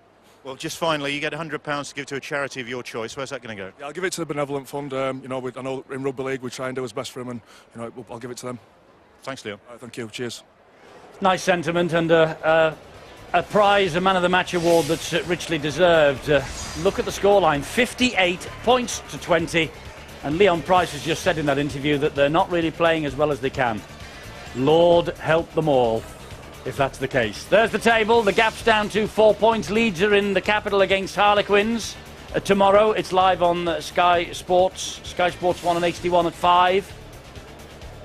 But the gap at the top down to 4 points. Can Harlequins do the Engage Super League and all the rest a favour and just peg Leeds back for a massive confrontation at Headingley next Friday? Well, it will be anyway, won't it? I mean, Leeds Saints next week. Well, mouth is watering already at the prospect of that. 2 teams on top of their game. Bradford tonight, though, Justin, they played their full part, didn't they? They did. They just ran out of energy. I thought in the opening 20 minutes of the game they were very, very good. They just took too much petrol out of the tank. They gave too many penalties away, too much field position to St Helens. And then when they had an opportunity in the second half, they just didn't have the petrol in the tank, unfortunately, due to the fact that obviously a lot of their key personnel have been missing. Yeah, 8 stars missing for Bradford tonight. But more importantly, I think, Phil, for Steve McNamara, I think I'm right in saying 19 penalties they conceded, and they only received 5 for St Helens in discipline. So it's obvious where Steve McNamara's got to tighten things up. And it's amazing, yet if you go back to a period in that second half, they were 28 points to 20 down. Shantae Harpy made a break. If he'd been able to find Jeffries on the inside, there's a possibility Jeffries scores under the post and it goes 28-26. But all of the Bradford fans going home feeling as though the world's over and that, the season's over and they're the worst team in the competition. And Saints perhaps forgetting it, although I don't think Daniel Anderson will let them forget that, until about the three-quarter stage in this match, Bradford were competitive, despite the penalty count so heavily against them. Yes, they were competitive. I think the moment when the match eventually, irreversibly turned away from Bradford was when Finnegan went to the bin. Yeah, and I think you're rightly so. Obviously, Silverwood given plenty of warnings for offside, persistently offside. Penalty count was very heavily lopsided, and he had to do that, force himself into a corner with the number of penalties that he'd given, and at that point to defend against the St Helens team that were on the front foot. And we mentioned during the call that how much energy they play with and how many waves they come in. They've got the wave of the dummy half, then they've got the front rowers pushing off them, and we saw Hargreaves get a couple of tries, or 3 tries you should say. We saw Graham score a try. If they don't want to go their option, they just go straight out the back. They go to Long and Price, and then they've got Tallow and Tyre on the back of that, Wilkin and Wellens as well. So they've got fantastic attacking options, and they're a very hard team to defend against with 13, let alone 12. Yeah, frightens everybody to death when St Helens gets going, and 58 points to 20, they've won here easily tonight. Well, after the break, we will have all the analysis from this match. If you've missed some of the tries, if you want to see them again, stay with us for Super League Extra Time. We'll also be talking to the two coaches, Daniel Anderson and Steve McNamara will doubtless come out of the dressing room to talk to us. That's after this short break, so stay where you are. No need to press the red buttons tonight. Super League Extra Time with you here on the main channel. We'll also reflect on Bryn Hargreaves' hat-trick. First 3 tries in his St Helens career. Super League Extra Time this week, and we reflect now on a massive win for St Helens here at the GPW Recruitment Stadium, Knowsley Road. This is the way the match finished, 58 points to 20. It only tells half the story, though, because for the first half, Bradford Bulls were very much in the hunt. And for 25, 26 minutes or so in the first half, Bradford Bulls actually were ahead of St Helens. Then St Helens clicked up a gear, got going, and 58-20 the final score. Now, before the break, we heard from Leon Price, the man of the match. His opinion is St Helens not playing all that well at the moment. I wonder what the coach has to say about that. Daniel Anderson has joined us. Daniel, I know you're all very self-critical here about the way the match is played and the way your players play.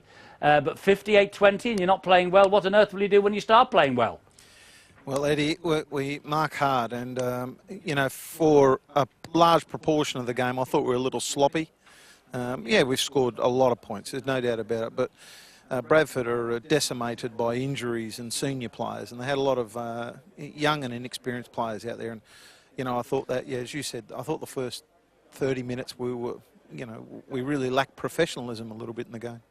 A little bit scratchy, but I asked Justin Morgan during the commentary, you know, when the team sheet goes up on the opposition's door and your players and you see that there are so many stars missing from the opposition lineup, is it understandable that perhaps they just say, oh, this is going to be an easy day at the office, we only need to go out and it'll be one?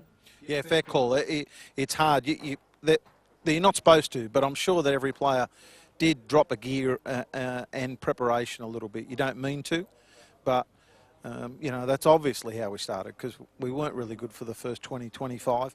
And it was a hard game to play. It's very difficult to play when you get a lot of penalties, let alone have to defend a lot. But it upset our rhythm and it made it difficult for us to get in any flow at all. Daniel, we very rarely see a game with such a lopsided penalty count. Did you feel they were justified?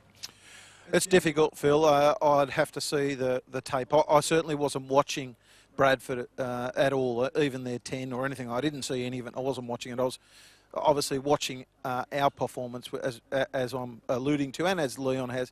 We were a little bit out of shape, but yeah, we found it sometimes a little bit easy to get over the ad line, a bit easy to get out of the dummy half area, and hence it sort of breaks up your team. And as I said, with all the penalties we received, we actually couldn't get in any rhythm or flow anyway. We saw Bryn Hargreaves, of course, score his hat-trick. What is it that goes on at this club that doesn't seem to happen at other teams? Because, in fairness to Hargreaves, he was released by Wigan, and they felt at the time he wasn't good enough, and yet he's come here and been transformed. He's a good young fella. You know, he's got good character. I think that's one of the main reasons that we recruited him here a couple of years ago, is his character, for starters. And we knew that he was tough enough to play. This is a long, hard season. This is a very tough month, June, and you need players that are resilient and durable. And he is very much in that case. Of course, then when he plays rugby league, he gets passes to him from Kieran Cunningham and James Roby. So I wouldn't think any front rower would miss that opportunity in their career if they could take it. Daniel, just how important is Kieran Cunningham to this team? Because he seems to, well, he's like a bottle of red wine. He gets better with age, doesn't he? Well, I've told you before, he's probably my favourite player, you know, of all time that I've coached, and I appreciate every day that I have with him on the training paddock as well. But in games, he just loves it, and he's still got the smile on his face. He's lost a lot of weight this season. He lost 10 kilo, so he looks sharper for it, and he's obviously playing with a smile on his face. He is indeed. We mentioned this last week, actually, during the commentary. I said that your team looks a lot leaner this year than it has done for a few years. Is this because of the 2 feet behind the goal line in defence and 2 feet behind the referee? You want them quicker? Well, there's twofold. Yes, that's correct. You know, there were some subtle rule changes that we thought we needed to get a little bit fitter for. And the other thing is that we're old. You know, everyone's told us how old we are. So we have the most number of players, I think, over 30. So we just couldn't carry the weight anymore. So we've got a lot of players that have just got leaner, the same sort of muscle mass, but just have dropped a lot of the fat off themselves. And even Paul Wellens has dropped like 4 or 5 kilo on last year. So we want to be a half a step faster. It's not going to make a significant difference, but I think that we're a little fitter, a little sharper, and we cut a mean cloth with the jerseys. Doesn't hurt the marketing. Endo Morgs here. Obviously, a great performance tonight, but you know, going away from today's game, if there's one area I suppose you're going to look to improve leading into the playoffs, what would you sort of pinpoint over the last few weeks? Because you've been very hot, obviously, offensively, and we've spoken about your D over the last few weeks as well. But is there any particular area that you feel as though you need to improve going into the playoffs? Well, Morgs, I think that definitely we'd like to get a couple of players back first and foremost, just to give us a little bit of depth. It is a tough month. I'm very disappointed with some of the tries that were scored tonight by Bradford. I think that, you know, we've had a barge put upon us about 4 times in a row, including Sean Briscoe from your team last week. You know, and that's first and foremost what we need to fix is our goal line defence. Just make it tougher for opposition teams to score against us. But in saying that, you know, we haven't had to kick a huge amount in the last few weeks because we've been racking up some points. So it's one area that we're going to naturally, I think, fall into. You know, we've got the champions next week and the World Club champions in Leeds, and they'll be a very, very different proposition from today's game. And I think, you know, I've said it in the paper that we've been stalking each other a little bit, Leeds and St Helens, and I think it'll be a cracker next week. Daniel, the weather tends to get a bit warmer at this time of year. The pitches get a bit firmer. Does the game change? Is rugby league a different sport in June and July than it is in February and March? Oh, Phil, it's a dramatic difference. I was saying to players that come over here and coaches that are prospective, you know, that want to come over here, there's like 3 different competitions within the competition. You have the start of the year, which is very, very tough to play in, and rarely are the fields dry. They're always sloppy and shifting. And then you have the dry season, if you want, where the grounds are harder, as you've said. And then September, October playoffs are normally, once again, it gets a little dark and a little dewy. It's not quite as wet and the fields are a bit firmer, but there are 3 competitions within the one competition. Well, a lot of people, Daniel, think there are 2 teams leading the way in the one competition. That's you and the Rhinos. Now, if Harlequins do you a favour tomorrow, you go to Headingley next week and you're only 4 points adrift of them. Do you see it, if that is the case, as being perhaps a shootout for the league leaders' shield come the end of the season? Because you want to finish top of the table again, don't you? Well, we've won 6 or 7 on the bounce, but they've won like 10 on the bounce. So credit to them. They've actually performed more consistently than St Helens have this year. So we want to win as many games as possible. Catalana, if they win tomorrow, you know, they're still a point behind us. So we're not looking ahead really at Leeds. We're still trying to fight off the teams that are chasing us. So it looks a little bit like a 2-horse race, but it's not really. I'm very impressed with, you know, a couple of teams below us. We're going to got a game in hand. They're only a couple of points behind.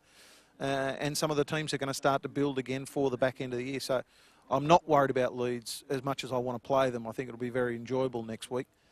But we have to worry about what's coming behind us. I'm sure you do. I mean, Justin wouldn't admit to this, and none of the other coaches would as well, but there are a lot of people inside and outside the game who are saying, look, it's going to be a Leeds St Helens grand final. Are you thinking along those lines? Well, I don't mind your second team that you put in that grand final, Eddie. I'm not really fazed about anyone else. It's not that clear, cut and dried. You know, I think because Leeds and St Helens are still in the cup, and one of us is going to be progressing to Wembley, then that's going to be a serious distraction for either team come the end of the year. So, you know, I hope we have that distraction. I definitely want to get to Old Trafford again, as do the rest of our team and club. But it's not that easy. You know, we need to get through the business of June and July, the tough period of the year, and then see what the light opens up at the tunnel then after the end of July, and you start to get a bit of a froth up again because the playoffs aren't too far away. OK, look, we spoke to you last week and you'd run 50 points in against another team whose name just escapes me at the moment. But you weren't terribly happy because you'd picked up 2 nasty injuries with Flannery and Kalis. You seem tonight to have a clean bill of health. Yeah, hopefully. You know, that is on first appearances. It appears that we've got out unscathed, and hopefully we'll get Matt Gidley back for next Friday's clash versus Leeds. So, you know, just a couple of players back adds a little bit of pressure for spots and competition and depth, and you certainly need it at this stage of the year. Well, we're all looking forward to next Friday, Daniel. Thanks for talking to us. Pleasure as always. Thanks, Eddie. Thanks, guys. There we go. And the reason why Justin and Daniel's so familiar with each other, of course, brothers-in-law. Yes, definitely. And Daniel coached me as a player. Morgs and Ando. Yeah, that's exactly right. I'm disappointed he didn't say I was his favourite player. That I saw your face drop. So very disappointed with that. Yeah, Kieran Cunningham, Justin Morgan, something like that, I think. Okay, close. right. Well, let's have a look at the first half, shall we, with you two. I mean, 14 tries we've got to look at. They're all class. Well, I think what was important really that Bradford got off to a strong start. When they played against St Helens earlier in the year, they gave away that opening quarter and it didn't really give them a chance. But good movement to the ball. We've seen them shift it to their right. Here they came to their left-hand side. And Tajulala, what a remarkable comeback from a supposed dislocated shoulder just 2 weeks ago. Here's the other opportunity here with Solomona. What's a fantastic pass to his wingman. And Bradford have always been strong on their left-hand side and again continue to cause problems. Having made the ground on that side of the field, it was a quick shift out and Sykes taking on the line. Well, he offered the threat and just about squirmed his way over. Even when you get over St Helens' line, though, they make it hard to actually get the ball down. Well, it was typical that eventually they would strike back, and with his second touch of the match, I think Farsivalu had something that no other substitute in the game's capable of at the moment, and it's one of the things that Saints needed. Here's the ball steal with Yestin Harris. Look, playing a hooker and doing a remarkable job. Down on numbers, down on troops. I thought Bradford showed great character, and that's the positive that they'll take away. They won't focus on the scoreline. They'll take on the fact that they did compete. And Yestin Harris, just moments later, then, well, some people, Steve-O didn't think it was a try. I thought he just about got the ball on the line. And Bradford's again competitive, but the pass selection really of the Saints players. Look, they hit the players running into the holes. Wilkins spins around and goes over the line. I suppose it's easy to get players to run at the holes, but the skill is the vision of the players who put the balls into play. Here's the long kick high in the air. Helens getting up there, shifting it. Justin talked about the transition. They know where the opportunity is when they get the ball, and they're able to get across there and score. And well, probably a killer play here again. Wonderful pass from Roby to Graham, just hitting that hole close to the line.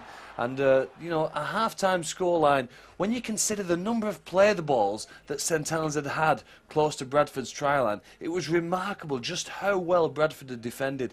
You know, Bradford have played a lot of games this season and played far worse than that and actually won the game. Last week against Catalan, if they'd put in a performance equal to tonight, I think that they would have won by 20 points or more. It was a remarkable effort from them in the first 40 minutes. But we all had that doubt in our minds that the penalty count really was ticking against them. Indeed so. We will have a look at the second half after we've spoken to Steve McNamara, because the Bradford coach has come out of the dressing room now and he's waiting to talk to us. At half-time, Steve, you were well in the hunt. All right, the penalty count was mounting against you, but it was there, wasn't it? I think we were well in the hunt. I think it was 28-20, was it, when we make a break down the left-hand side? Yeah. And, you know, if we finish that off, who knows? But, you know, really disappointed on the back of that error. Not the error as such, but on the back of that to lose a man in the sin bin and to concede the points at the back end of the game there. We're having a look at this incident now, Steve. I mean, if Shontaine passes inside, you would almost, well, not guarantee, but you would count on Ben Jeffrey scoring, wouldn't you? Yeah, I don't know Shontaine there. Obviously, I need to have a look at it myself, and I'm more concerned about what happened on the back of that. But yeah, that was the opportunity at 28-20. It'd have been a back-to-back try for us, put us on the front foot, and we were going okay at that stage, despite I think I've just mentioned there the penalty count, which really started to overwhelm us. Well, it did, and I know that you were quoted in midweek, and you said you've gone from probably the most disciplined side to one of the worst at the moment. And I know this is an area that's causing you more concern than the 8 stars that you've currently got out injured. Yeah, but I'm not sure. I think I was misconstrued during the week. But in terms of saying that we've gone from the best to the worst, I don't think we've changed too much, and that's what I'm saying to you. I just feel at this moment in time, you know, and I'm not looking for any excuse, any reason whatsoever. That we're giving a lot of penalties away from what we was doing earlier in the season, but we're doing the same thing. So Obviously, I need to find some answers. We've got some things to work on ourselves. Well, Don't worry about that. You know, we've given some penalties away there, what we shouldn't have done. But there's some there, or somewhat not given the other way. I think it was 19-5. I think the penalties at the end there. I was just going to say that to you. It was 19-5. Phil, you've got a point for Steve. Yeah, you know, Warrington lost in the Challenge Cup to St Helens and struggled for a couple of weeks after that. Has there been a hangover, maybe, a depression really in the camp since you were knocked out of the Challenge Cup? It's a fair point, Phil, and it's something we spoke about with staff during the week. In terms of, you know, the disappointment of losing the Challenge Cup game was huge, and then we went into the Catalans game, and it didn't quite happen for us. And you've possibly, you know, hit the nail on the head in terms of that. We tried the best. We knew it was going to be a tough week in terms of preparation, but it was important that we did perform, and we never. I think tonight, should I say, we've come and performed a lot better than we did last week. It's hard to say that on the back end of a 58 points against scoreboard, but we've certainly improved in lots of areas. Do you think there's still a confidence in the camp that you could make it to the grand final? Phil, there's absolute confidence across the park. We're in a tough situation at this moment in time. Now, I've said prior to this game, it's easy to lead. It's easy to be, you know, a coach of a side when things are going great. You've got no injuries. You're winning games. The bounce of the ball's going your way. But this is the situations. This is what it's all about. And you know, you've got to lead from the front in these situations. We're certainly doing that as a group of staff. The players are following that, and you know, they're very confident. We've got 10 games left to play in Super League, and we're going to go set about trying to go as many of them games as we can, finish the season in great form, and see where we go from there. Well, you've got to do that, Steve. And I know that when you were talking to me just yesterday, you made that point. Easy when all your players are fit, easy when they're on top of the game. You were really looking forward to tonight, weren't you, for the challenge for your players, the challenge for a couple of youngsters, and more importantly, possibly, the challenge for yourself. Without a doubt, and that's what it's about. I mean, I've had, you know, plenty of plaudits early in my career as a young coach, and, you know, plenty of good things said and read about myself, you know. The fact is, sometimes it goes on the other foot, and that's what the game's about. That's what coaching's about. And sometimes, you know, things are really going against you. You dig deep, you find some answers, you push through, and once you come through the other side and you learn how to cope with that and deal with them situations, well, it's there forever. Because certainly as a coach, you're not going to get one situation like this. You're going to get various ones throughout your career. So, look, it's a fantastic challenge for me. One I'm really, really energised and looking forward to tackling, and I think we set off about that tonight, albeit, like I said, with a big scoreline against us. Well, for half an hour, you were arguably the better side. There wasn't much question about that, and with 8 of these stars missing. Now, how close are some of the 8 to getting back on board pretty soon? Hopefully pretty soon. I mean, Sam Burgess, hopefully be back for the next game. He ran his blood to water in the first half of the season, and if it was a dog, I'd get done for cruelty to animals. I think what we're trying to do with him this year, he's gone out there, he's carried the ball, you know, 20 times every game. He's made 1 million tackles. He's held his hand up on all occasions. So hopefully he'll be back. Andy Lynch should be, you know, there or thereabouts. Terry Newton, we're not quite sure at this moment in time. And the rest, you know, they're probably a couple of weeks away, to be honest with you. So we've got to carry on with what we've got. I think the youngsters showed some real good spirit tonight. It's always difficult when they all get thrown in all at the same time. You know, you Dave Allies and Craig Kopchaks, Matt James, Keil Carlisle's, Matt Cooks, young boys, got a whole lot of belief in all of them players, and it's nice to bring them into the squad when the other seasoned professionals are there. But to do it all at once, away from home at St Helens, is a tough ask for them, and they've tried their best tonight. But look, I've seen some coaches when they've been beaten 58 points to 20 and they've had a right face on, but you're bullish, and I don't mean that in the wrong way. You know, I know it's an old pun because you're the coaches of Bradford Bulls, but you're bullish about the next 10 games to come, aren't you? Absolutely, I can't wait. You know, and the players are the same as well, and it is tough. You know, I'm pinching myself here now as we speak. You know, why I'm so like this. You know, on a 58-20 loss and all that sort of carry on, but it's because I understand and. What the players are all about, what our club's all about, and the leadership, what we need to take us forward now. And that's my job, and that's what we'll do. Steve, great to talk to you as ever. Thanks very much indeed. Thanks, Eddie. Keep that smile on your face. Will do. Cheers. Well, he's battled through adversity there, hasn't he? I mean, 58-20. Well, he had to battle through the second half, didn't he, really? And well, he came out last week, a face like the proverbial. You know, difficult to take, isn't it? A 58 defeat, difficult to take. Very much so. But I think, you know, we saw with Steve there, he's got the belief, his team's got the belief, and they'll come through this, you know. Hopefully not for a few weeks yet, because we've got them around the corner. Yeah. But yeah, they'll come through it, and the experience some of the young guys get from today is fantastic. And as he said, if you got the opportunity to blood one or two at a time, that's ideal. But you know, these situations really test your character as a group of people, not just individuals, as a group. And he's alluded to there that he feels that he's got a really good group of people around him, and they'll come through the other side, and they'll be better for the experience tonight.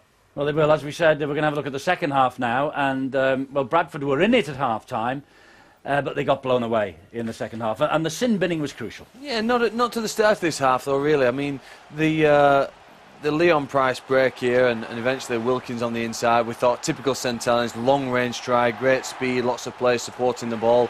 But again, I think the character that Bradford had in this match was amazing. Here you see Tajulala wrestle the ball away from Tyra, and then on the back of this, they then managed to get themselves, didn't they, downfield. It's a wonderful break here by Ben Jeffries.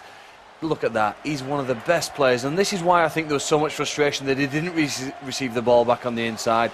Released Halley to score, and we thought maybe Bradford were going to come back into it. Yeah, Bryn Hargreaves, didn't he have a great game? Great line off Cunningham there to get a try there. And, you know, I think he's improved out of sight, and he gets back-to-back tries, which I think he would have thought this Cape is quite easy scoring tries. And again, ever-present, just pushing off Cunningham, and Cunningham's pass selection was outstanding. Then it goes to Roby, very similar try again. But again, that's why they're so good, St Helens, that they just pick the right man to give the ball to each and every time. And Price, he's thoroughly deserved. This is a very entertaining try. Nice little offload there by Wellens, backs up on the inside like a good fullback, and what a nice little kick on the inside. And Price, he just runs straight past long ears, snatches it out of his hands and gets the try, and we saw afterwards the smile on their faces, and it's great to see them scoring tries, and Hargreaves to get a hat-trick. And he said after the game he'd be very pleased with getting one try, but to get a hat-trick, it'll be something that he'll remember for a very long time. Very few front rowers in their entire career get a hat-trick, let alone the first time they get over the try line, so congratulations to him on a fine performance. 3 dozen games he doesn't score, and he gets a hat-trick in half an hour. Funny old game, isn't it? It is a funny old game, but, you know, again, you know, I think Daniel alluded to the fact one of the reasons why they brought him here was his character, and I think that's the great attribute to sign players on, and also the opportunity to run off Cunningham and Roby type of passes. And he showed tonight, if you keep turning up in the right spot, they'll deliver you the ball, and eventually you'll get some tries, but hopefully he won't have to wait another 30-odd games before he gets another one. One of the biggest things about tonight, really, it happened a couple of years ago when Leon Price left Bradford. You spoke about it a little bit in commentary, but the decision really for Bradford to allow Leon Price to leave at that time and to join St Helens. I think there were other clubs who actually wanted Leon Price, but if you look at St Helens over the last decade, their recruitment of players has probably been better than everybody else. Sean Long was brought here from Widnes, originally starting at Wigan. Leon Price 10 years later from that. Paul Sculthorpe from Warrington. When they've made big decisions on recruiting star players, generally they've paid off for them.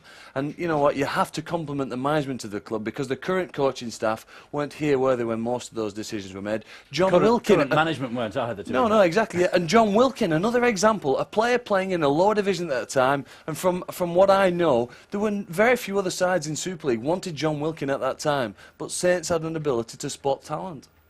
Well, there was one St Helens legend in the stands tonight watching the Fair On show, and Bill caught up with him a few moments ago. Thanks, Eddie. Yes, tomorrow night at the Reebok at Bolton, a big night for the League at War boxers. They'll be fighting in aid of Christie Hospital in Manchester and the Rugby League Benevolent Fund. And the lineup is pretty phenomenal. You've got Anthony Sullivan, who'll be boxing, Tim Street, Steve Hampson.